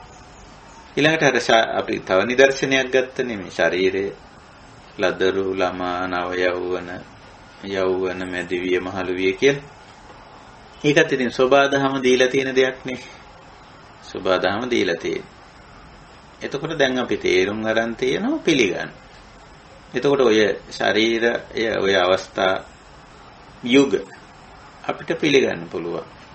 ඉතින් ඒකත් එක්ක දැන් අපි මේ මානසිකව අපි සාමකාමී සංසුන්. එහෙමයි. ඒ වගේ අපිට ගොඩාක් නිදර්ශන ඔයිට වැඩි සංකීර්ණ ඒවටත් ගිහිල්ලා බලන්න වෙනවා අපිට. ඒ ස්වභාවික සංසිද්ධි. ඒ වගේම සමහර පුද්ගලයන්ගේ අපි ගති ලක්ෂණ වගේ දේවල් වලට ගියොත් ඉතින් ගති ලක්ෂණ තියෙනවා එක එක්කෙනා. ඒ සිතුම් පැතුම් වලට අනුව ගොඩනගෙච්ච චර්යා රට, හැසිරීම් රට මේ වගේ දේවල් අපිට දැක ගන්න පුළුවන්. ඉතින් ඒවා අපි ඒවා හේතුඵල ධර්මානුකූලව තේරුම් නොගන්නා තාක් අපි මේවත් එක්ක අරගල ගැටෙනවා. එතකොට අරගල කරනකොට මනසින් ගැටෙනකොට මනස සාමකාමී නෑ. මනස සංසුන් නෑ. මනස තැම්පත් නෑ. දුෂ්කරතාවක් තියෙනව නැතුව නෙවෙයි. අනිත් එක්කෙනාගේ චර්යා රටාව, අනිත් එක්කෙනාගේ හැසිරීම් රටාව සමහරට අපි කතා කළා බාධාකාරීනේ. පෞගිය සාකච්ඡාවේදී අපි කිව්වේ අපි ප්‍රාණඝාත, අදත්තා දාන, කාම මිත්‍යාචාර නොකලට අපි ළඟ ඉන්න අපි සමග ජීවත් වෙන සෙසු මිනිස්සුયો ඉව කරනවා. ඒක අපේ ජීවිතයට බලපාන. ඒක අපිට දුක්ඛයක් වෙනවා. ඒකයි. ඒ ලක්ෂණ එහෙම ස්වභාවයක් තියෙනවා. ওই විදිහට අපි තේරුම් ගත්තා. එහෙම විෂම චර්යා රටා පුද්ගලයන්ට තියෙන්න පුළුවන්. විෂම චින්තනය නිසා මිත්‍යා දෘෂ්ටිය වැරදි අවබෝධය වැරදි වැටහීම නිසා පුද්ගලයන් තුළ එවැනි තත්ත්වයන් පවතින්න පුළුවන් කියන අවබෝධයට අපි ආවම ඒ වගේම මේ දේ අපි පිළිගන්න තත්ත්වයට ආපුවම ඔන්න අපි මනසින් සාමකාමී වෙනවා. ඔන්න අපි මනසින් සංසුන් වෙනවා. එතන ඉඳලා අපි අර කියන දෙවෙනි කොටසටත් යන්න පුළුවන්. ඒ කියන්නේ අපි කියවනේ වචනයක් සහජීවනයේ කියලා. ගැටෙන්නේ නැතුව, ඇලෙන්නේ නැතුව, මුලා වෙන්නේ නැතුව කටයුතු කිරීම ජීවත් වීම කියලා. එතෙන්ටත් යන්න පුළුවන් අපිට. ඒ යන්න නම් ඉස්සෙල්ලා මේක මේ පුද්ගලයන්ගේ විසමචර්යාවන් අපි පිළිගන්න ඕන, තේරුම් ගන්න ඕන. එහෙම දේවල් ඇත්තටම එක්තරා විදිහකට ස්වභාවිකයි කියන්නේ අපි ඒවට කියන්නේ පටිච්ච සමුප්පන්නයි කියන්නේ. හේතුඵල ධර්මානුකූලයි. සමහරට විසමචර්යා විෂම හැසිරීම ඇති වෙන්න පුළුවන් අංශ දෙකක් නිසා. එකක් පුද්ගලයාගේ අවිද්‍යාව, අනික තණ්හාව. එතකොට අපි ඒව දකින්නේ හේතුඵල ධර්මතා හැටියට. හේතු ප්‍රත්‍ය හැටියට දකින්නේ. මේ හේතු නිසා මේ එහෙම. ඉතින් එහෙම දැක්කම මේ හේතුව නිසායි මේක කියලා. එහෙම දැක්කම අපි මේ පිළිබඳ සාමකාමී සංසෝ. ඒක. කොයි විදියට පළමු මාර්ගාංග දෙක විතරයි අපි දැනට මේ කතා බහ කළේ. ඒ දෙක තුලින් කොපමණ අපි මානසික අංශයේ සංහිඳියාවකට, මානසික සාමකාමී බවකට, සංසුන් බවකටපත් වෙනවා. ඕක අපිට අත්දකින්න පුළුවන්, අත්විඳින්න පුළුවන්. සමහර අය බරපතල විදියට මානසින් කලබල වෙන දේවල් වලට ඇයි අපි කලබල නොවෙන්නේ? ඉස්සර අපිත් කලබල වුණා. නොසන්සුන් වුණා. ලොකු මානසික ආතති වල හිටියා. මානසික වෙහෙසක හිටියා. ඇයි මේවා මෙහෙම වෙන්නේ, මෙහෙම නොවිය යුතුයි ආදී වශයෙන් හිතලා. නමුත් හේතුඵල ධර්මානුකූලව මේවා අවබෝධ කරගත්තම, අවබෝධ වුණාම අපිට දැන් ඒවා පිළිබඳව ලොකු මනසේ ලොකු කලබගෑනි නෑ, කලබල වීම නෑ. මනස පීඩාවටපත් වෙන්නේ නෑ ඒවයි. මේ පීඩාවටපත් නොවෙන්නේ මොකද? අපි මේක ආත්පසින් අවබෝධ කරගෙන තියෙනවා. විඥා සම්මා දිට්ඨි. ඊළඟට අපි මේ ස්වභාවය පිළිගන්නවා. සම්මා සංකප්ප. අපි මේ පිළිබඳව අපේ අදහස දැන් වෙනස් වෙලා කියන එකයි. අදහස කියන එකටනේ සංකප්ප කියන්නේ. පාලි භාෂාවෙන් වක් වෙලාවක්. ඒ අදහස වෙනස් වෙලා. එතකොට දැන් ඒ කලින් තිබුණු අර වෙහෙස කර අදහස නෙමෙයි. වැරදි දෘෂ්ටිය, වැරදි වැටහීම. එහෙම නැත්නම් නොවැටහීම පදනම් වෙලා ඇති වෙච්ච වෙහෙස කර අදහසක් නෙමෙයි දැන් තියෙන්නේ. දැන් අවබෝධයේ මත පදනම් වෙච්ච සාමකාමී අදහස් දැන් තියෙන්නේ. ඒව තමයි නික්කම්ම සංකප්ප, ව්‍යාපාද සංකප්ප, විහිංසා සංකප්ප කියන්නේ. කලින් අපිට අර අනවබෝධයේ තියෙන කාලේ තියෙන්නේ කාම සංකල්පය. පංචකාමීය සම්බන්ධ ලොකු මේ ආශාවක තණ්හාවක මිත්‍යා සංකල්පවල ඉන්නේ. ඉතින් ඒව හරියන්නේ නැහැ. ඒවා ඒ විදිහට ඉෂ්ට විසිද්ධ කරගන්න බැරි නිසා නිතරම තියෙන්නේ අර ව්‍යාපාද සංකල්ප. ගැටෙන ගතිය.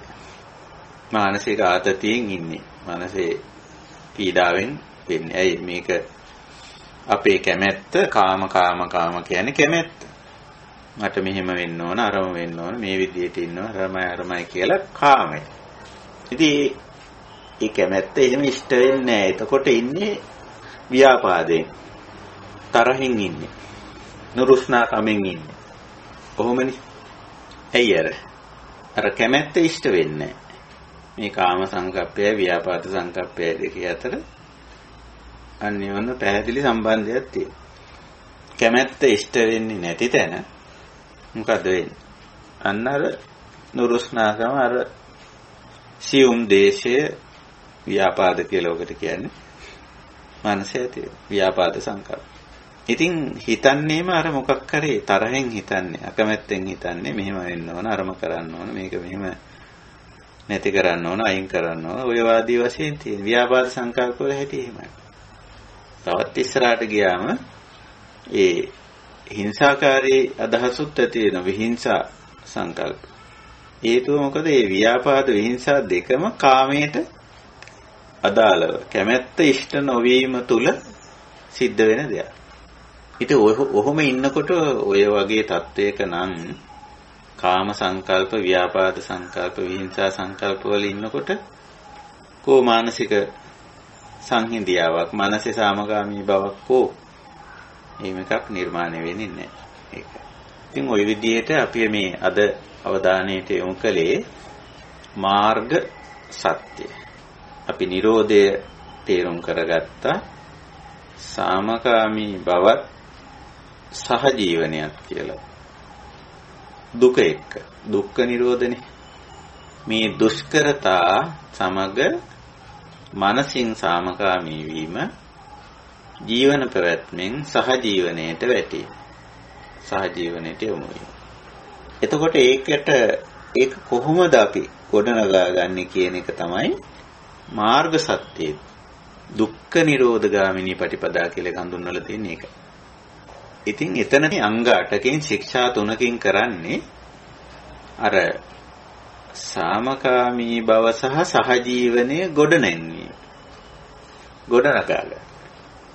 ඒක තමයි ඔය මාර්ගාංග 8න් සහ ශික්ෂා 3න් කියන්නේ. ඒකයි.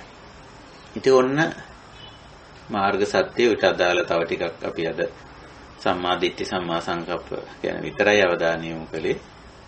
ඉදිරි හමුවලදී අපිට පුළුවන්කම තියෙනවා මේ කාරණේ තව ටිකක් වාචා කම්මන්ත ආජීව තුලින් ඇත්තටම අපි සහජීවනයේ ගොඩනැගීමක් තියෙනවා. ඒක ගැනත් අපිට ටිකක් පුළුල්ව කතා කරන්න පුළුවන්. ඉතින් මේ සහජීවනයේ ගොඩනගන්න නම් මේ අර අවබෝධය එන්න ඕන. සම්මා දිට්ඨි සම්මා සංකප්ප ඇති වෙන්න ඕනේ. ඒ ඇති වුණාම අර මානසික සංහිඳියාව, මනසේ සාමකාමී බව ඇති වෙනවා.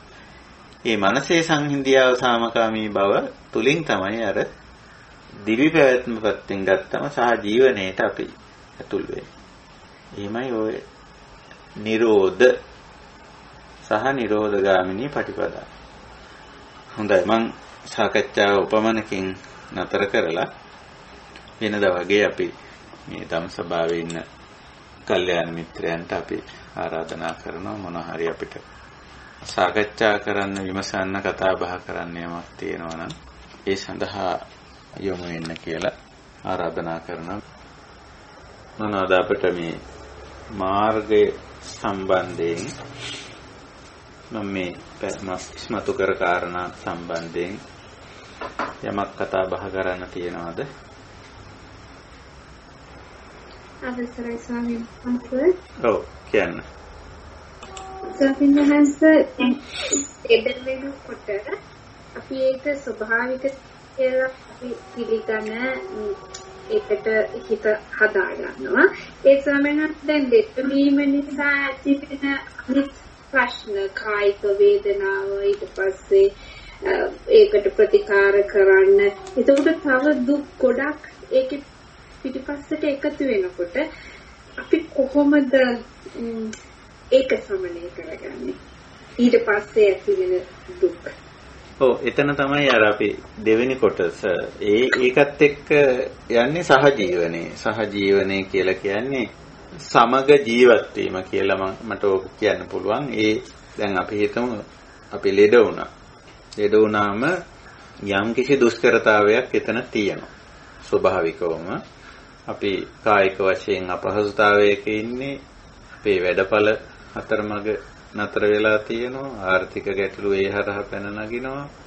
ওই වගේ දුෂ්කරතා ගොඩක් ඉස්මතු වෙනවා. දැන් මේ දුෂ්කරතා සමග සහජීවනයේට යනවා අපි. එතන උත්තරේ ඒකයි. සහජීවනයේ කියලා කියන්නේ එකක් දැන් ලෙඩක් රෝගයක් නම් ඉතින් අපි ඒකට අවශ්‍ය කරන විවේකයේ අරගෙන ප්‍රතිකාරම කරනවා. ආර්ථික වශයෙන් ඇති වෙන දුෂ්කරතාවයේ ඒ ගැටලුව අපි කරගෙන යන වැඩ අතරමඟ නතර වීම මේ වගේ දේවල් වලටත් අපිට සමහර විට සුදුසු ප්‍රතිකර්ම ක්‍රියාමාර්ග අපිට ගන්න පුළුවන්. ඒක තමයි සහජීවනය කියන්නේ. සහජීවනය කියන්නේ සමග ජීවත් වෙනවා කියන එකයි. අර දුෂ්කරතා ටිකත් එක්ක ජීවත් වෙනවා. මොකද දැන් ඒක ලෙඩවීම කියන එකත් එක්ක පැන නැගිලා තියෙනවා. ඒකයි. දැන් අපි හිතමු අපි යමක් කරන්න තියෙන කාර්යයක් නම් එන අපිට පස්සට දාන්න වෙනවා, කල් දාන්න වෙනවා. ඒ දැන් මේ කාලය තුල අසනීපෙන් ඉන්න නිසා. එහෙම නැත්නම් ඒක වෙන කෙනෙකුට අපි පවරනවා. මම අසනීපෙන් ඉන්නේ, මම මෙහෙම වැඩක් මේක කරා, ඔයාට පුළුවන් ද මේක කරා. වෙන කෙනෙකුට පවරනවා. එහෙම නැත්නම් ඊට අදාළ එක්ක කතා බහ කරලා ඒ වගකීමෙන් Taman නිදහස් වෙනවා. මම අසනීපෙන් ඉන්නේ. එහෙමනම් මේ කාර්යය වෙන කෙනෙකුට පවරන්න. මම කරනවා නම් මේ සනීපෝතාව තමයි කරන්න තියෙන්නේ. පුළුවන් වෙන්නේ. එච්චර කාලයක් පහු වෙනකන් ඉන්න පුළුවන්ද? එහෙනම් වෙන කෙනෙකුට පවරන්න. මේක. ඒකට දැන් එතන තියෙන්නේ මේ සාමකාමී සහජීවනයක් ඇත්තට මෙතන තියෙන්නේ. ඒ ධර්මතාවත් එක්ක ජීවත් වෙනවා කියලා කියන්නේ ඒකයි. දැන් මේකට නිදර්ශනයක් අපි ගමු. අපි සමහර වෙලාවට නැතන් දේවල් බාර ගන්න. දැන් වෘත්තිය කියන්නේ. ඒකට වෘත්තිය ඇතුලේ අපි අනිවාර්යයෙන්ම වගකීම් ටිකක්, රාජකාරී ටිකක්, වැඩ ටිකක්, කාර්යයන් ටිකක් අපි බාරගෙන තියෙනවා. මෙන්න මේ ටික අපිට පවර්ලක් තියෙනවා. ඒක දැන් අපි ලෙඩ වෙනවා. ලෙඩ වුණාම අපි මේ වෘත්තීය ආයතනයේට අපි වෘත්තීය ඉදිලා තියෙන ආයතනයට අපි ගන්නවා. අසනීපයි මේ එතකොටම අපි නිවාඩු ගන්නවා. ඊට පස්සේ මේ වැඩ ටික මම සනීප වෙලා ඇවිල්ලා තමයි කරන්න වෙන්නේ. එහෙම නැත්නම් මේ මගේ ප්‍රොජෙක්ට් එක, මගේ වැඩ කොටස, මගේ වැඩ ටික වෙන කෙනෙකුට පවරලා කරගෙන යන්න. ඒක තමයි සහජීවනය කියන්නේ. එතන තියෙනවා අර තමන් පිළියරන් තියෙනවා, තමන්ට මේ කාර්යය කරන්න බෑ. එක්ක පස්සට දාන්න ඕන, එක්ක වෙන කෙනෙකුට පවරන්න ඕන. සමහරට මේ පස්සට දැමීම හෝ වෙන කෙනෙකුට පැවරීම නිසා යමක් තමන්ට ආර්ථික අලාභයක් වෙන්න පුළුවන්. වෙන කෙනෙකුට මම බාරගත්ත ඩියුටි එක සරි නැත්නම් මගේ කොන්ට්‍රැක්ට් එක වෙන කෙනෙකුට යෑම හරහා මට ආර්ථික පාඩුවක් වෙනවා, අලාභයක් වෙනවා. එතකොට මොකද්ද සහජීවනය? ඒ ආර්ථික පාඩුව සමග ජීවත් වීම සහජීවනය කියන්නේ. ඉතින් එතන ආර්ථික පාඩුවත් එක්ක කොහොමද ජීවත් වෙන්නේ? අපි ඒක කළමනාකරණය කරගන්න. ලෙඩවීම නිසා මං ගත්ත කොන්ත්‍රාත් එක ඒක දැන් මට කරන්න බෑ. ඒක වෙන කෙනෙකුට පවරන්න වෙනවා, දෙන්න වෙනවා. මේකෙන් මං අයින් වෙන්න වෙනවා. එතකොට එතන ආර්ථික පාඩුවක් වෙනවා. ඒ ආර්ථික පාඩුවත් එක්ක මොකද කරන්නේ? කටයුතු කරන්න වෙනවා. ඒතර මේ සමස්තය තේරුම් ගැනීමකුත් කරනවා. මේවා හේතුඵල ධර්මානුකූල සිද්ධි. මේ හේතුව නිසා මේක වුණා. මේ හේතුව නිසා මේක වුණා. දැන් මං ආර්ථික වශයෙන් අඩු තත්වයක ජීවත් වෙන්න මං සූදානම්. සමහරට කාර් එකක ගුණලා බස් එක යනවා. අපිට ඔන්න ඔතෙන්ට එන්න බෑ. ඔතන තමයි සහජීවනය කියන්නේ. පවතින තත්වයක් සමග ජීවත් වෙනවා. මම මේ සහජීවනය කියන වචනේ පාවිච්චි කරන්නේ ඒකයි. ඇති වෙලා තියෙන තත්වයක් සමග ජීවත් වෙන්න අපි සූදානම් නැහැ. ආපහු මොකක්ද ඇති වෙන්නේ? ආපහු ගැටුම. ආපහු දුක් චක්‍රය. ආපහු පටන් ගන්න. ඒක නිසා මේ සහජීවනය කියන කොටසෙන් තමයි ඔබතු මේ ප්‍රශ්නේ අහන්නේ. මේක සාමකාමී කියන කොටස පැහැදිලි. අපි මානසින් මේක තේරුම් ගන්න. නමුත් මේ ඇති වෙලා තියෙන රෝගී තත්වය ලෙඩවීමත් එක්ක ගත්තම එතනින් පස්සේ කටයුතු කරන්නේ කොහොමද කියලා. ඉතින් ඒක තමයි දුෂ්කර වැඩක් මේක. සහජීවනය. වර්තමානයේ ඇති වෙලා තියෙන තත්වයක් එක්ක කොහොමද අපි ඉදිරියට ඒකත් එක්ක කටයුතු කරන්නේ. ඉදිරියට කියන වචනේ මම පාවිච්චි කරන්නේ නැහැ. මේ වර්තමානයේ ඇති වෙලා තියෙන තත්වයක් එක්ක අපි සහජීවනය. ඒකත් එක්ක ඒකට වැඩ කරනවා. ඉතින් ඒක එතෙන්දී දුෂ්කරතා ටිකක් තියෙනවා. දුක්ඛය තියෙනවා. දුක්ඛය එතන නිරෝධ වෙලා කියලා කියන්නේ ඒ දුෂ්කරතාව සමග සහජීවනයකට යනවා කියන එක. ඇත්තටම සහජීවනයකට ගියොත් දුක් චක්‍රය නතර වෙනවා. හැබැයි සහජීවනයේට යන්න බැරි කෙනා එතනින් තවත් දුක් චක්‍රයක් හදාගන්නවා. ඒකයි තියෙන්නේ. ඉතින් ඔන්නෝම වැඩපිළිවෙලක් අපි උදාහරණයක් ඇටියට ලෙඩ වුණොත් ලෙඩ කියන එක අපි මනසින් පිළිගන්නවා. ඒ පිළිබඳව අපි සාමකාමී. නමුත් ඒ හරහා අපේ ජීවන තත්ත්වයේ සැලකිය යුතු වෙනසක් සිද්ධ වෙනවා. ඒ වෙනස සමග අපි කොහොමද මේ සහජීවනයේට ඒකත් එක්ක එකට කටයුතු කරන්නේ කියන්නේ. ඒකෙතින් ඔතෙන්දි තමයි ඔය සතිමත් බව, වීරිය, ප්‍රඥාවන්ත බව වගේ කුසලතා යෝජනා වෙන්නේ. උඟක් වෙලාවට ඉවසීම වගේ දේවල් යෝජනා වෙන්නේ. ඔය වගේ තැන්වලදී තමයි. ඒකට අපිට පහළ අඩියට වැටුනම පහළ අඩියේ ඉන්න පුළුවන්කම. දැන් අපිට තියෙන එක ගැටලුවක් තමයි අපි ඉහළ පඩිවලට ගිහිල්ලා කිසියම් හේතුවක් නිසා පහළ පඩියට පහළ ජීවන තත්වයකට වැටුනම ඒක පිළිගන්නත් බෑ, ඒකේ ඉන්නත් බෑ. ඒකයි වෙලාදී. අන්න ඒ වගේ. ඒ වෙනස එක්ක ඉහළ පහළ කියනවට වැඩිය මේ ජීවන තත්වයේ වෙනස සමග ජීවත් වීම සහජීවනය. ඒකට හුරු නැහැ. ඒක කැමති නැහැ. ඒ වෙනස එක්ක ඉන්න. වෙනස් වීම කියන එක අපි න්‍යායිකව පිළිගන්නවා හුඟක් වෙලාවට අනිච්චං කියලා. ඒක න්‍යායිකව පිළිගන්නවා. ඒක ඉතින් අනිච්චං කියලා මතුරනවා.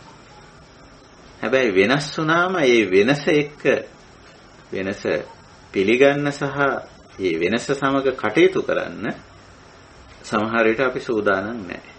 අන්න එතන තමයි ගැටලුව තියෙන්නේ. මේ වෙනස් වීම වෙනස සමග ජීවත් වීමටයි සහ ජීවනය කියලා කියන්නේ. සහ කියන වචනේ අපි අරන් තියෙන පාලි භාෂාවෙන් සහ ජීවනය සමග ජීවත් වීම කියන්නේ. ඉතින් දුක්ඛ නිරෝධයක් ඒක. එතන දුක නැහැ කියන එක නෙමෙයි. දැන් දුක නැති කරනවා නැහැ කියන වගේ වචන මේ සම්බන්ධයෙන් අපි යොදන්නේ නැහැ. දුෂ්කරතාවය නැහැ. මේ දුෂ්කරතාව නැති කරනවා නෙමෙයි දුෂ්කරතාවය සමග ජීවත් වෙනවා කියන්නේ. දුෂ්කරතාවයේ සමග ජීවත් වෙන්න අවශ්‍ය කරන මනස සකස් කර ගැනීම. ඒක තමයි අර සම්මා දිට්ඨියෙන් සම්මා සංකල්පයෙන් කෙරේ. එතකොට එතන තියෙන මානසික වශයෙන් සාමකාමී සංහිඳියාවක් තියෙනවා. දිවි පැවැත්ම පැත්තට ඇවිල්ලා බලපුවාම මේ දුෂ්කරතාවත් සමග අපි ජීවත් වෙනවා. අන්න ඒ ලක්ෂණය අපිට නිරෝධය කියන කුසලතාවය. නිරෝධය කියන එකෙන් අර්ථවත් වෙන්නේ අන්නේ ස්වභාවය. ඉතින් ඕක තමයි මට පැහැදිලි කරන්න තියෙන්නේ. ඔබතුමීට මේක කාරණේ පැහැදිලිද දන්නේ? එහෙමයි ස්වාමීන් වහන්සේ හොතින් පැහැදිලි වුණා. විශේෂයෙන්ම අර කාර්යක විතරලා බස් එකේ යන්න හිත හදාගන්න ඕනි කියන එකෙන් ගොඩාක් එක පැහැදිලි වුණා ස්වාමීන් වහන්සේ. එතෙන්ද හිත හදාගන්න ඕනේ කියන එක. ඔබ වහන්සේ නිරෝගී වේවා සුවපත් වේවා ස්වාමීන් වහන්සේ. තෙරුවන් සරණයි. අවසරයි ස්වාමීන් වහන්සේ. විශේෂයෙන්ම මේ ලාංකික පිරිස විදේශ රටවලට ගියාම ජීවත් වෙන්න ඔවුන්ගේ ළමයි සමහරක් නිතරම අර අලුත් ශිෂ්ටාචාරයේ අනුව තමයි ඒගොල්ලෝ හැඩගැස්සෙන්නේ. ඔව්. එතකොට දෙමව්පියෝ බොහොම දුක් වෙනවා. ඒගොල්ලන්ට කරගන්න දෙයක් නැහැ පංගුව කියලාට හුඟක් ඔය කතාන්දර අපිට අහන්න වෙනවා. ඒ සම්බන්ධව මොකද්ද ස්වාමීන් වහන්සේ දෙනවා? ඔය ඒක සමහරට දෙමව්පියන්ට දුකක් වගේනේ. එහෙමද? එහෙමයි ස්වාමීන්. ඔව්. මම එතන අපි මේ දුක්ඛ කියන මාතෘකාවෙන් යන නිසා ඒක දුකක් වගේ. ඒ කියන්නේ සමහරට ඒගොල්ලෝ ඒක දුකක් හැටියට දැනෙන්නේ ඊළඟ પરම්පරාව තමන්ගේ දරුවෝ පුරා ආදී අය හර තමන් ගත කරන තමන් ගෙවන ජීවිත පැවැත්ම ඇතුලේ නෙමෙයි අරගොල්ලෝ ඉන්නේ. ඊට වැඩිය වෙනස් විදිහේ චර්යා රටාවකට ජීවන රටාවකට ඒගොල්ලෝ යොමු වෙලා එතකොට තමන්ගේ එකයි අරකයි බලපුවාම සංසන්දනය කරලා බලපුවාම මේක ටිකක් වෙනස්. අපි නම් මෙහෙම රස්සාවට ගියා. ඉතින් ගෙදර ආව නාලකාලා ටිකක් විවේකයෙන් හිටියා. බුදිය ගත්ත කොහොම මේගොල්ලෝ නැහැ. උදේ ගියාම හවස එන්නෙත් නැහැ. රැත් වැඩ, ගෙදර ඇවිල්ලත් වැඩ. ඕවා මේවා. අපි මේ විදියට මේ කටයුතු වල යෙදුණා. සතියන්තේ නිවාඩු ගත්තා. පොයට පන්සලට ගියා. තව දේවල් කරා. මේ අයගේ ජීවිතවල ඒවා මොකුත් නැහැ. ඉතින් ඉවරයක් නැති ජීවිත ඔහොම කියලා අර තමන්ගේ ජීවන චර්යාවයි දරුවන්ගේ ජීවන චර්යාවයි දෙක සංසන්දනය කරනවා. ඉතින් සංසන්දනය වෙනවා අපිට කොහොමද? එහෙම වෙලා තමයි ඒක ගැන එක්තරා දුකක් මානසින් ඕක ඇති කරගන්නවා මානසිකව. සමහර විට ඒගොල්ලන්ගේ අර වේගවත් ජීවන චර්යාව නිසා ඒවයි දුෂ්කරතාවත් දෙමව්පියන්ට සමහරට ටිකක් භුක්ති විඳින්න වෙනවා. මේ දෙකම තියෙනවා. එකක් තමන්ගේ ජීවන චර්යාව එක සංසන්දනය කරලා අරක දිහා බලපුවාම අරගොල්ලන්ගේ ජීවන චර්යාවත් එක්ක බලපුවාම හිතෙනවා අයියෝ මේගොල්ලෝ පුදුම විදියට මේ දුක් විඳිනව නේද මෙහෙමයි කියලා. ඒක එක පැත්තක්. අනිත් එක ඒගොල්ලන්ගේ ඒ ජීවන චර්යාව නිසා අර අම්මලා තාත්තලාගේ ජීවන චර්යාව එක්ක මේ දෙක ගැලපෙන්නේ නැති ගම නිසා ඇති වෙන දුෂ්කරතාවයකුත් එනවා. එහෙම තියෙනවා. අනිත් එක ඔය සමහර සංකල්පත් තියෙනවා. අපි වැඩ කරන කාලේ මෙහිමයි අපි මේ විදියට වැඩ කරේ මෙහිමයි කියලා. ඉතින් ඒ විදියට නෙමෙයි දැන් දරුවන්ගේ චර්යාවන්. ඒගොල්ලෝ ජොබ් එක කරන්නේ, රස්සාව කරන්නේ ඒව නෙමෙයි. අපි තෝරපුවා නෙමෙයි ඒගොල්ලෝ තෝරන්නේ. ඒගොල්ලෝ වෙනත් විෂයන් තෝරගෙන තියෙනවා. ඔය වගේ වෙනස්කම් තියෙනවා. අපි මේකට කියන්නේ වෙනස්කම් කියලා. විසමතා. ඉතින් ඕක අපි පළමු කොට අර සම්මා දිට්ඨි සම්මා සංකප්ප කියලා අපි ඒක හරියට අවබෝධ කරගන්න ඕන. මේක තියෙනවා යුග පෙරලියක්, ආකල්පවල වෙනස් වීමක්, බාහිර පරිසරයේ උනත් මේ සිස්ටම් කියලා අපි කියනෝනේ. ඒ පද්ධතිවල ඇතිවෙච්ච විශාල වෙනස්කම් මේව නිසා තමයි මේ ජීවන තත්ත්වය වෙනස් වෙලා තියෙන්නේ. ඒක එක්තරා විදියකට මේ අනාත්ම ධර්මතාවයක් හැටියට අපිට තේරෙනවා. එතකොට දැන් දරුවන්ගේ ජීවන තත්ත්වයන් ඒ ජීවන තත්ත්වයන් සමගම ඒගොල්ලන්ගේ ආකල්පත් වෙනස් වෙලා තියෙනවා. අපි දරන ආකල්ප නෙමෙයි. අපි කිව්වොත් මෙහෙම සතියන්ති විවේකයෙන් ඉන්න ඕන, පොයට පන්සලට යන්න ඕනේ, මේ විදිහ වැඩ කෙරෙන්න ඕන කියලා අපේ ආකල්ප එහෙම තියෙනවා. හැබැයි ඒගොල්ලෝ කියන්නේ එහෙම බෑ අපිට මේ වැඩ තියෙනවා, අරවා තියෙනවා, මේවා තියෙනවා, එදාට මේ වැඩේ තියෙනවා. එහෙනම් අම්මලා තාත්තලා යන්න අපි මේ වැඩේට යන්න. ওই වගේ තියෙනවා. එතකොට ඒගොල්ලන්ගේ වැඩ කලාව, ජීවන කලාවත් එක්ක ඒගොල්ලන්ගේ ආකල්පත් වෙනස් වෙලා තියෙනවා. දැන් ওই ටික අපි සමස්තයක් හැටියට තේරුම් ගත්තොත් ඔන්න අපි මනසින් සාමකාමී බව කියන තැනට එනවා. අර දුෂ්කරතාවයක් තියෙන මෙතන නැත්තේ නෑ. එහෙත් අපි දුෂ්කරතාවයේ තේරුම් ගත්තා. දුක්ඛම් පරිඤ්ඤය. තේරුම් ගත්තම ඔන්න අපි මානසිකව සාමකාමී තත්වයට එනවා. සංසුන් වෙනවා. ඉතින් ඔහොම තමයි මේ පවතින හේතුඵල ධර්මතාවය යටතේ මේ හේතු සාධක යටතේ මේගොල්ලන්ගේ ජීවන තත්ත්වයේ මෙහිමයි කියන්නේ. ඊළඟට අර දෙවෙනි කාරණේ අපි ඒ කොටස කතා කරේ නෑ. ආජීවය. දීපෑත්ම ඇතුළේ දෙමාපියන්ගේ දීපෑත්මට අර දරුවන්ගේ දීපෑත්මෙන් යම්කිසි බලපෑමක් තියෙනවා. ඒකයි මේකයි අතර පොඩි වෙනසක් තියෙනවා. එතකොට දැන් එතන සහජීවනය කියන වචනේ අපි පාවිච්චි කරේ. සහජීවනයේට අපිපත් වෙන්න වෙනවා අපිට. ඔය ඒගොල්ලන්ගේ අර දැන් අපේ ජීවන පිළිවෙතටම අනුව වැඩ කරනවද? ඒ නැත්තම් දරුවන්ගේ පිළිවෙතටම අනුව වැඩ කරනවද කියලා. ඇත්තටම ඕකේ මැදක් හොයාගන්න වෙනවා අපිට. ඒ අපේ විදිහටම කරන්නත් බෑ දැන්. මොකද අරගොල්ලන්ගේ වැඩ පිළිවෙල වෙනස්.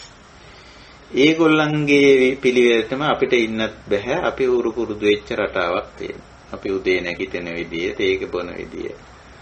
එතන ඉඳලා අපි දවස ගත කරන විදිය, අපි පුද්ගල සම්බන්ධතා පවත්වන විදිය, අපි ආගම ධර්මයේ එක්ක වැඩ කරන විදිය, සමාජ සම්බන්ධතා වැඩ කරන විදිය. මේවා අපිට ආවේනික අපි ගොඩනගාගත්ත රටාවක්. අපි ඒ වයින් යම්කිසි තෘප්තියක් වින්දනයක් ලබනවා. ඒ සතුටින් ඒවත් එක්ක වැඩ කරනවා. හැබැයි අරගොල්ලන්ගේ එක බලපුවම ඊට හත්පසින් වෙනවා. දැන් අපිට මේ දෙකේ මැද තැනකට එන්න ඕන සහ ජීවනයේ. ඔය මැද තැන තමයි මජ්ක්‍ධිමා පටිපදා කියලා බුදුරජාණන් වහන්සේ පෙන්නන්නේ. එතකොට මේක එහෙම් පිටින්ම අපේ එහෙම් පිටින් ප්‍රතික්ෂේප කරලා අරකට යන්නත් බෑ. අරක එහෙම් පිටින් ප්‍රතික්ෂේප කරලා අපේ එක තුල ඉන්නත් බෑ. එහෙනම් අපි ඒකෙන් මේකෙන් ගැට ගහ ගන්න පුළුවන් දේවල් ටිකක් හොයාගෙන ඒකත් එක්ක යන එක තමයි මේ සහජීවනයේ හැටි. ඒගොල්ලන්ගේ ජීවන චර්යාවේ යම් දේවල් වලට අපි ඉඩ දීගෙන ඉන්න. එහෙම. ඉඩ නොදී බෑ. ඊළඟට අපේ ජීවන චර්යාවේ අපි ගොඩනගාගත්ත සමහර දේවල් වලට ඒගොල්ලන්ව සාමකාමීව එකඟ කරගන්න. එකඟ කරගෙන ඕක තමයි ඔය සහ ජීවනය කියලා කියන්නේ. මේ පවතින එකත් එක්ක එකට ගැට ගැහිලා යනවා, සම්බන්ධ වෙලා යනවා. අන්න එතන තියෙනවා දුක්ඛ නිරෝධය. නැත්තම් අපි අපේ එකටම ගන්න ගියොත් නැත්තම් ඒගොල්ලන්ගේ එකටම යන්න ගියොත් එතන දුෂ්කරතාවයේ දුක් වැලක් ආපහු පටන් ගන්නවා. ඉතින් එහෙම යන්නේ නැතුව ඔය මැද තැනක ඉන්න එක තමයි ඔකේ ක්‍රමය. අමාරු ප්‍රශ්නයක් ඇත්ත වශයෙන්ම අමාරු වැඩ. ඕක ඔහොම නෙමෙයි මම දරුවන්ගේ පැත්තෙන් අහලා තියෙනවා. ඒගොල්ලෝ කියන ඊටත් වැඩිය අමාරුයි කියලා. ඒ කියන්නේ ඒගොල්ලෝ කියනවා සාදු අපේ අම්මලා තාත්තලාත් එක්ක ජීවත් වෙන එක හරි අමාරුයි කියලා. ඉතින් අපි යන ඇයි කියලා. බලන්නකෝ ඒගොල්ලෝ මේ අර පරණ විදියටමයි හිතන්නේ, පරණ විදියටමයි වැඩ කරන්නේ. ඔහොමයි මේමයි කියලා ඒගොල්ලොන්ගේ පැත්තෙනොත් ඊට වැඩිය අමාරුයි කියන සමහර වෙලාවට. ඉතින් ඒගොල්ලන්ටත් අපි කියන්නේ එහෙම තමයි. අම්මලා තාත්තලා හුරු පුරුදු වෙච්ච රටාවක් තියෙනවා. ඒගොල්ලෝ ජීවිතේ පටන් ගත්තේ කොච්චර ඈත කාලෙකද. ඉතින් ඒ අනුව තමයි ඒගොල්ලෝ හුරු පුරුදු වෙලා තියෙන්නේ. ඉතින් ඕගොල්ලොන්ගේ ජීවිත විදිහ නෙමෙයි අම්මලා තාත්තලාගේ. ඉතින් ඒක නිසා ඒවටත් ටිකක් අහුම්කම් දීගෙන, ඒවටත් ටිකක් ඉඩ දීගෙන ඕගොල්ලොන්ගේ ජීවන රටාවල් වල තියෙන හොඳ ගතිගුණ ඒගොල්ලන්ට හඳුන්වා දීලා ඒගොල්ලොත් එක්ක මෙහෙම සහජීවනයේ සමග ජීවත් වීම කියන එක හදාගන්න කියලා. ඇත්තටම මැද තැනකට එන්න පුළුවන්. තමන්ගෙන් කොටසක් කැප කරන්නත් ඕන. අනිත් එක්කෙනාගේ එකක් කොටසක් පිළිගන්නත් ඕන. දැන් ඕක කරන්නේ නැතුව බෑ.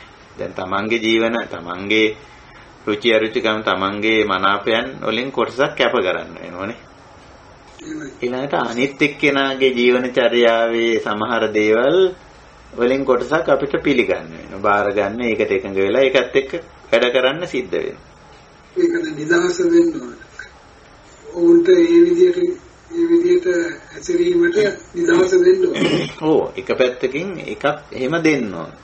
මේක ඇත්තටම මේ හරියටම කියන්න බෑ. ඕකේ මධ්‍ය ලක්ෂ්‍යය අල්ලගන්නේ මෙහිමයින්ම කියලානේ. ඒක අත්දැකීමෙන් තමයි කරන්නේ. අම්මලා තාත්තලාගේ දෙමාපියන්ගේ ජීවනචර්යාවේ මොන කොටස් එක්ක දරුවෝ එකඟ කරගන්න පුළුවන්ද?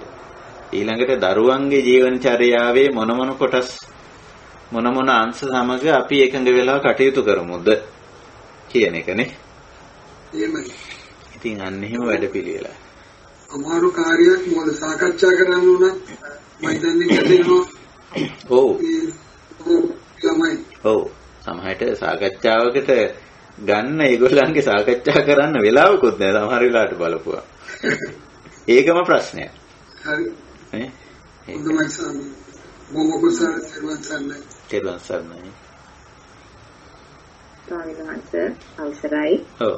ස්වාමීන් වහන්සේ අර ඉස්සෙල්ලාම අහපු ප්‍රශ්නයට ටිකක් සම්බන්ධ වෙන්නේ ප්‍රශ්නේ අහන්නේ දැන් කෙනෙකුට ලෙඩක් හැදිලා ඉන්නවා නම් ඒක සුව කරන්න බෑ කියලා වෛද්‍යවරු කියනවා නම් ඒකත් එක්ක ඒ කෙනාට ඉන්න පුළුවන් නම් මොකක්ද කියන්නේ සම්සුන් බවකට ඔව් ඊට පස්සේ ඒ තැනත්තා තීරණය කරොත් මට මේකට වෛද්‍යවරු කියනවා මේ ප්‍රතිකාර තියෙනවා. හැබැයි ඔබට ජීවත් වෙන්න පුළුවන් මාස 6ක් එහෙම නැත්නම් අවුරුද්දක් 2ක්. ඉතින් එතකොට ඒ කෙනා කිව්වොත් මට ප්‍රතිකාර අවශ්‍ය නැහැ කොහොමත් මැරෙනවා. මැරෙන එකේ මම එහෙම ජීවත් වෙන්නම් කියලා තීරණය කරොත් එතන ඒ ඇති වුණ සිද්ධියට සහජීවනයක් ඇති වෙලාද එහෙම නැත්නම් ඒක අවිද්‍යාව මත පදනම් කරගෙන ගත්ත තීරණයක්ද කියලා දැනගන්න කැමතියි. ගත්ත තීරණයක් වෙනවද කියලා. ඔව් සමහර කාරණාවලදී අපි සැලකිල්ලට ගන්නේ පවතින දත්ත. ඒ කියන්නේ දැන් ලෙඩ රෝග සම්බන්ධයෙන් ගත්තොත් අපි වෛද්‍ය ශාස්ත්‍රයේ දත්ත තොරතුරු වෛද්‍යවරුන්ගේ ඥානය ඒගොල්ලන්ගේ නිර්දේශ වගේ දේවල්නේ අපි ඔය සම්බන්ධයෙන් සාධක හැටියට ගන්නෙ. එතකොට අපි ඒව මත තමයි නිගමනය කරන්නේ. වෛද්‍යවරයෙක් අපි සමහරට එක වෛද්‍යවරයෙක් නෙවෙයි දෙන්නෙක්ගෙන් තුන් දෙනෙක්ගෙන් හෝ අපි උපදෙස් ගන්න පුළුවන්. එහෙම කන්සල්ට් කරපුවාම අපිට තේරෙනවා මේ තුන් දෙනාම කියන්නේ එකම කාරණේ. වෛද්‍ය විද්‍යාව අනුව වෛද්‍යවරුන්ගේ දැනුම අනුව ඒගොල්ලෝ කියනවා මේකට උත්තරයක් නැහැ මේ විදියයි කියලා. එතකොට ඒක අපේ පෞද්ගලික දැනුමක් නෙවෙයි. ඒක වෛද්‍ය විද්‍යාව හරහා අපි වෛද්‍යවරුන්ගේ ඒ කියන්නේ මේ පිළිබඳ ඒ ක්ෂේත්‍රයේ ප්‍රවීණයන්ගෙන් අපි ලබාගත්ත දැනුම. එතකොට අපි ඒකට එකඟ වෙනවා. එකඟ වෙලා අපි තීරුම් කරගන්නවා හරි. මේකට පිළිතුර මෙච්චරයි. මෙතනින් එහාට මේක ගෙනියන්න බෑ. එක්කෙනෙක් දෙන්නෙක් නෙමෙයි වෛද්‍යවරු කීප දෙනෙක්ම කියලා තියෙනවා. එතකොට දැන් ඒක පිළිගන්න එක ඒ දැනුම මත ඒ කාරණේ පිළිගන්න එක තමයි අර අපි කියන මානසික සාමකාමී බව. මනසේ සංහිඳියාව කියන එක. එතකොට ඒක ඊළඟට දැන් රෝගියා සම්බන්ධයෙන් අපි කොහොමද කටයුතු කරන්නේ? එතන තමයි අර ජීවනය සහ ජීවනය. එක පැත්තකින් ඒ රෝගියා කියන කාරණේ අපේ උපස්ථාන අපේ බෙහෙත් පිළිගන්නවා හෝ ප්‍රතික්ෂේප කරනවා. ඒක එකක්. ඊළඟට අපේ කැපවීම අපි කොච්චර දුරට ඒ රෝගියා වෙනුවෙන් අපේ උපරිමය අපි දක්වනවා. එතකොට අර වර්තමාන මෙතෙන්දී අපි දැන් මානසින් අපි සංසොම් මොකද අපි දන්නවා වෛද්‍ය විද්‍යාත්මක හේතු මත වෛද්‍ය විද්‍යාත්මක තොරතුරු අනුව වෛද්‍ය විද්‍යාවේ දැනුමට අනුව මේ රෝගය මෙච්චරයි සුව කරන්න පුළුවන්. එහෙම නැත්නම් මේ රෝගයෙන් මේ රෝගියා මැරෙනවා. බේර ගන්න බෑ කියන තත්ත්වය දැන් අපි පිළිගන්නේ බාරගන්නේ ඇත්තටම ඒ ශාස්ත්‍රයේ වෛද්‍ය විද්‍යාත්මක කරුණු දත්ත දැනුම මත පදනම් වෙලා. අපිට පෞද්ගලිකව හැබැයි හිතෙන්න පුළුවන් ඊට වැඩිය වෙනස් එකක්. සුව කරන්න පුළුවන් කියන අදහස එන්න පුළුවන්.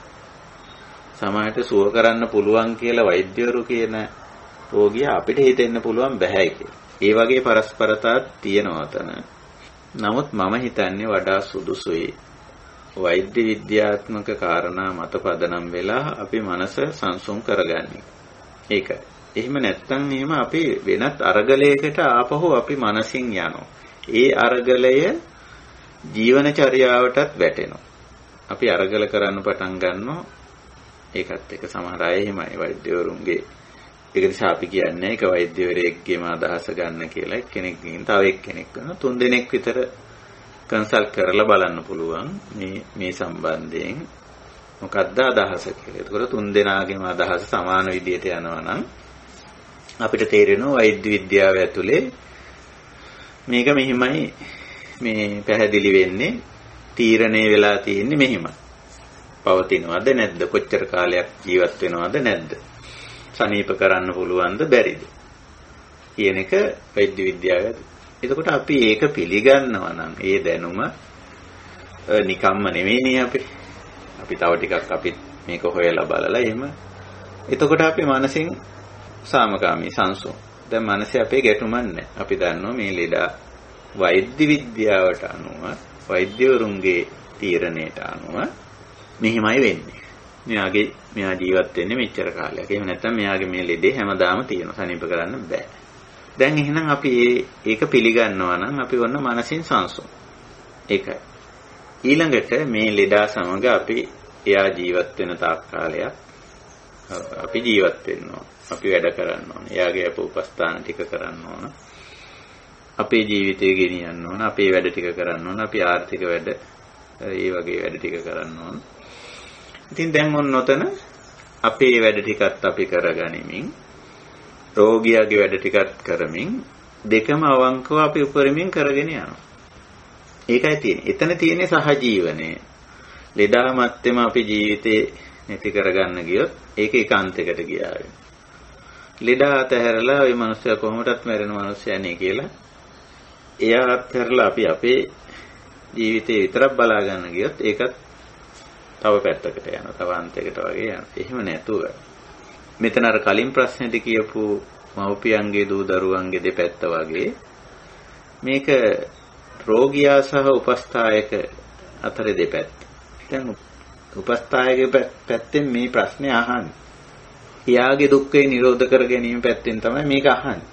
ඒ අනුව පළවෙනි කාරණේ Taman සාමකාමී වෙන්න ඕන. සංසුන් වෙන්න ඕන මනසින්. මේ සංසුන් වෙන්නේ අර ලෙඩා පිළිබඳ අවබෝධය ඇති කරගෙන.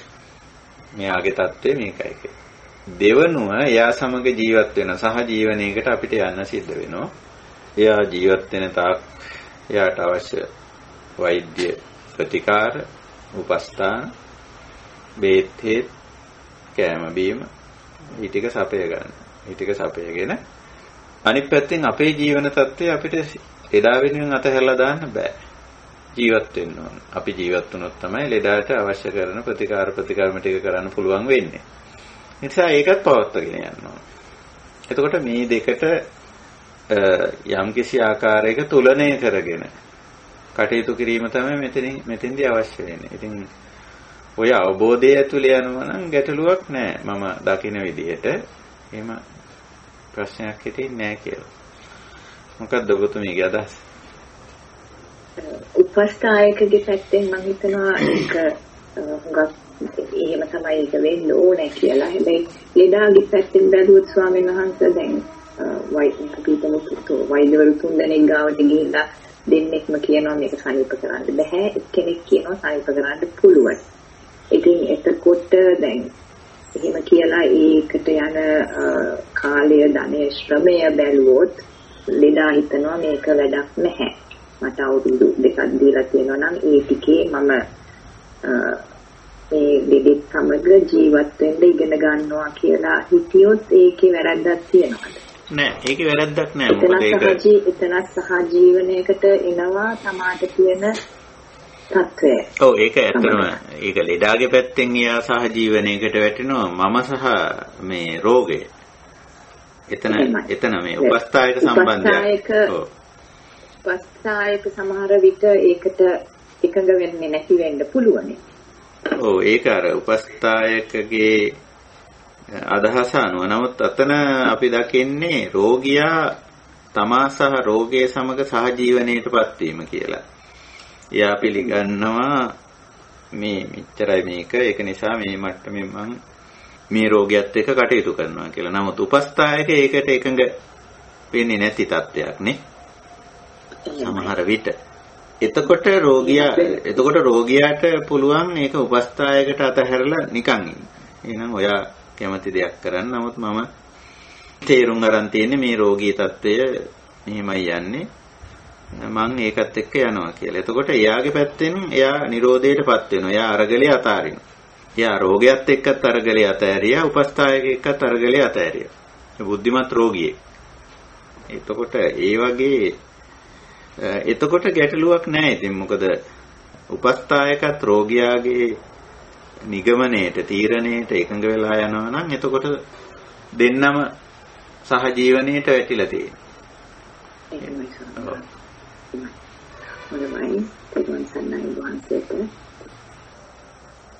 හොඳයි වෙනත් කතා බහ කළේට දෙනවා නැතිනම් අපි ධර්ම සාකච්ඡාව අවසන් කරමු. එතකොට දැන් අපි මාර්ගය පැත්තට යමු වෙලා තියෙන්නේ. නිරෝධයේදී අපි තේරුම් ගත්තා දුක්ඛ සත්‍යයේදී අපි තේරුම් ගත්තා දුක්ඛය කියන එක හේතුඵල ධර්මානුකූලව ඇති වෙන ස්වභාවික සංසිද්ධියක් හැටියට. ඒ වගේම සමුදය සත්‍යයේදී අපි තේරුම් ගත්තා ඒකට හේතු කාරණා. නිරෝධයේදී අපි තේරුම් ගත්තා නිරෝධ කියලා කියන්නේ මේ ස්වභාවය සමග අවබෝධයෙන් කටයුතු කිරීම කියලා. සහ ජීවනයක් ඇති කර ගැනීම ජීවන අරගලයේ පැත්තෙන්. ඊළඟට මනසින් සාමකාමී බවක් සංහිඳියාවක් ඇති කරගන්න එක අවබෝධයෙන්ම නිකම්ම නෙවෙයි. අවබෝධයටපත් වෙලා ඇති කරගන්න මානසික සංහිඳියාව. එතකොට ඔය මානසික සාමකාමී බවයි දිවිපැවැත්මේ සහජීවනයයි දෙක අපි ගොඩනගන්නේ කොහොමද? ඒකට ඒ වැඩපිළිවෙල තමයි මාර්ග සත්‍යය තුල තියෙන්නේ. ඉතින් මේන් අද අපි විශේෂයෙන් කතා කළා අවබෝධය ඇති කර ගැනීම සහ සිතුම් පැතුම් රටාව වෙනස් කර ගැනීම කියන සම්මා දිට්ඨි සම්මා සංකප්ප. එතකොට එතනම සෑහෙන දුක්ඛ නිරෝධයක් වෙනවා. අපි මේක ගැන අවබෝධය නැති කාලේ සහ මේ ගැන සිතුම් පැතුම් රටාව යහපත් තත්වයටපත් කරගත්තේ නැති කාලේ ප්‍රශ්න ගැටලු දුක් වැඩි, මානසික පීඩා වැඩි. හැබැයි අපි මේක ගැන අවබෝධ කරගත්තා නම් අවබෝධ කරගත්තට පස්සේ මනස සංසුන්. ඔය අන්තිමට දැක්වූ නිදර්ශනය ගත්තොත් අපි රෝගියෙක් සම්බන්ධ හරියට රෝග නිර්ණයක් කරගත්තම අපි ඇත්තටම එතන ඉඳලා සංසුන් වෙනෝනේ. අපි රෝගය මොකද්ද කියලා ලෙඩ වෙලා ඉන්න වෙලාවේ රෝගය මොකද්ද කියලා නොදන්නා තාක් අපි ටිකක් නොසන්සුන් වෙන්නේ. මොකද්ද දන්නේ තාම පරීක්ෂණ කරනවා මෙහෙමයි කියලා. නමුත් යම් වෙලාවක මේක මෙහෙමයි කියලා මේකේ ස්වභාවය මේකයි කියලා අපිට අවබෝධ වුණායින් පස්සේ ඔන්න අපි සංසුන් වෙනවා. මොකද ඊට පස්සේ අපි දන්නවා මේක කරන්න පුළුවන්ද, සුව කරන්න පුළුවන්ද බැරිද? එහෙම නැත්නම් වෙනත් වැඩක් සම්බන්ධයෙන් ගත්තත් මේ වැඩේ කරන්න පුළුවන්ද බැරිද කියන එක පැහැදිලි අවබෝධයකට අපි එනවා. මේ පැහැදිලි අවබෝධයට ආවයින් පස්සේ එතකොට අපේ අදහසත් වෙනස් වෙනවා. සුව කරන්න පුළුවන් එක පුළුවන් කියන තැන අදහස අපේ යනවා. බැහැයි කියන නම් බැහැයි කියන අදහසට අපි ඇවිල්ලා අපි හිතින් ඒක අතහැරලා දානවා. වැඩක් වුණත් එහෙමයි මේ වැඩේ කරන්න පුළුවන් කියන අවබෝධය ආවනම් අපි වැඩේට බහිනවා. එතකොට අපි සංසුන්. ඊළඟට බැහැයි කියලා තේරුණා නම් අපි ඒක අතහැරලා දානවා. එතකොට අපි අතහැරියේ මොකද ඒක අපිට තේරෙනවා පැහැදිලිව බැහැයි කියලා. ওই විදිහට අවබෝධය තුල මනස සංසුන් වෙනවා. සම්මා දිට්ඨි සම්මා සංකල්ප මාර්ගාංග දෙක. ඊළඟට අපිට කතා කරගන්න තියෙන දේ හුඟක්ම සමහර ටිකක් කතා වුණත් එක්ක සහජීවනයේ සමග ජීවත් වීම කියන එක. මොකක් සමගද? දුක්ඛ ස්වභාවය සමග. මෙන්න මේක ගැන තව ටිකක් අපි හිතලා බලන්න, කල්පනා කරලා බලන්න. තම තමන්ගේ ජීවිතවල තියෙන දුෂ්කරතා දැන් මෙතන එවැනි නිදර්ශන ඉදිරිපත් වුණා. මේ වගේ තවත් දුෂ්කරතා අපිට තියෙනවා අපි අත්විඳින. අන්න ඒක ඇතුලේ සහජීවනය සාමකාමීව මේ කියන්නේ ජීවත් වෙන්නේ කොහොමද? සහභාගීව ජීවත් වෙන්නේ කොහොමද? බෙදා හදාගෙන ජීවත් වෙන්නේ කොහොමද කියන එක තමයි වැදගත් වෙන්නේ. ඒක ගැන අපි ඊළඟ අවස්ථාවක ධර්ම සාකච්ඡාවකදී කතා බහ කරමු. එහෙමනම් අදට අපි ධර්ම සාකච්ඡාව මෙතකින් නිමා කරනවා. අපි මේ ධර්ම සාකච්ඡාවක් තුළින් සත්‍ය සහ කෘත්‍ය දෙක තමයි අනාවරණය කරගන්නේ. එන්න මේකයි ඇත්ත తත්වය, මේකයි කරන්න ඕන දේ. මේකයි ඇත්ත తත්වය, මේකයි නොකරන්න ඕන දේ. කුමකට අදාළවද? මේ දුක්ඛයට අදාළව. දුක්ඛයට අදාළව තමයි ඔය කෘත්‍ය සහ සත්‍ය පැහැදිලි කරන්නේ. ඉතින් අපි මේ වගේ ධර්ම සාකච්ඡාවකින් කරන්නේ ඒකයි. හොඳයි. එමුනම් වෙනදා වගේම අදත් අන්තර්ජාලය ඔස්සේ Skype මාධ්‍යයෙන් එකතු වෙලා මේ ධර්ම සාකච්ඡාවට සම්බන්ධ වුණු සහභාගී වුණු මේ කටයුතු සංවිධානය කරපු ඒ වගේම ධර්ම සාකච්ඡාවට අදහස් ප්‍රශ්න ගැටළු ඉදිරිපත් කිරීමෙන් ඒ සාර්ථක කරගන්න තවත් අර්ථවත් කරගන්න සම්බන්ධ වුණු සියලුම දෙනාට අපේ ගෞරවයේ කෘතවේදීත්වයේ පළ කරමු. මේ ධර්ම සාකච්ඡාව බොහෝ දෙනෙක් අසත්වා ශ්‍රවණය කරලා මේ කියන මානසිකව සාමකාමී බවත් ජීවන චර්යාව තුළ සහජීවනයත් ගොඩනගා ගන්න යම් කිසි අදහසක් ඇති කරගනිත්වා කියලා අපි මෙත් සිතින් ප්‍රාර්ථනා කරමු. අපි මේ කරන්නා වූ පින යහපත් ක්‍රියාව සියලු දෙනාම අනුමෝදන් වේවා. වැඩු මව්පියෝ ශිල්ප ශාස්ත්‍ර ගන්නපු ගුරුතුමන් දහම් මග නිවන් මගේ ලිපිලි කරලා දෙන ඇතුළු හැම දෙනාම අනුමෝදන් වේවා. හැම දෙනාම අපි මේ සාකච්ඡා කරන විමසන දහම් මග නිවන් මග ධර්ම විනය ප්‍රතිපදාව අවබෝධ කරගනිත්වා. ඒ අයත් මේ ධර්ම මාර්ගයට පැමිණ නිවනින් නිවී සැනසෙත්වා. අපි හැම දෙනාටම මේ ධර්ම අවබෝධය මේ ජීවිතයේදීම පරම ශාන්ත නිර්වාණ ධර්මයේ සාක්ෂාත් කරන්නට උපනිශ්‍රේ වේවා, උපකාරී වේවා, හේතු වාසනා වේවා කියන උතුම් අධිෂ්ඨානයෙන් අදත් අපි සදහම් හමුව ධර්ම සාකච්ඡාව මෙසේ නිමා කරනවා. හැම දිනාටම තෙරුවන් සරණයි. සාදු සාදු සාදු. තෙරුවන් සරණයි. සුවපත් වේවා. තෙරුවන් සරණයි ස්වාමීන් වහන්සේ. පහසින් දුක් වේවා, නිරෝගී වේවා, සුවපත් වේවා. තෙරුවන් සරණයි ස්වාමීන් වහන්සේ. හැම දිනකටම තෙරුවන් ඔබ වහන්සේට නමස්කාර කරේ. සුවපත්. සාදු.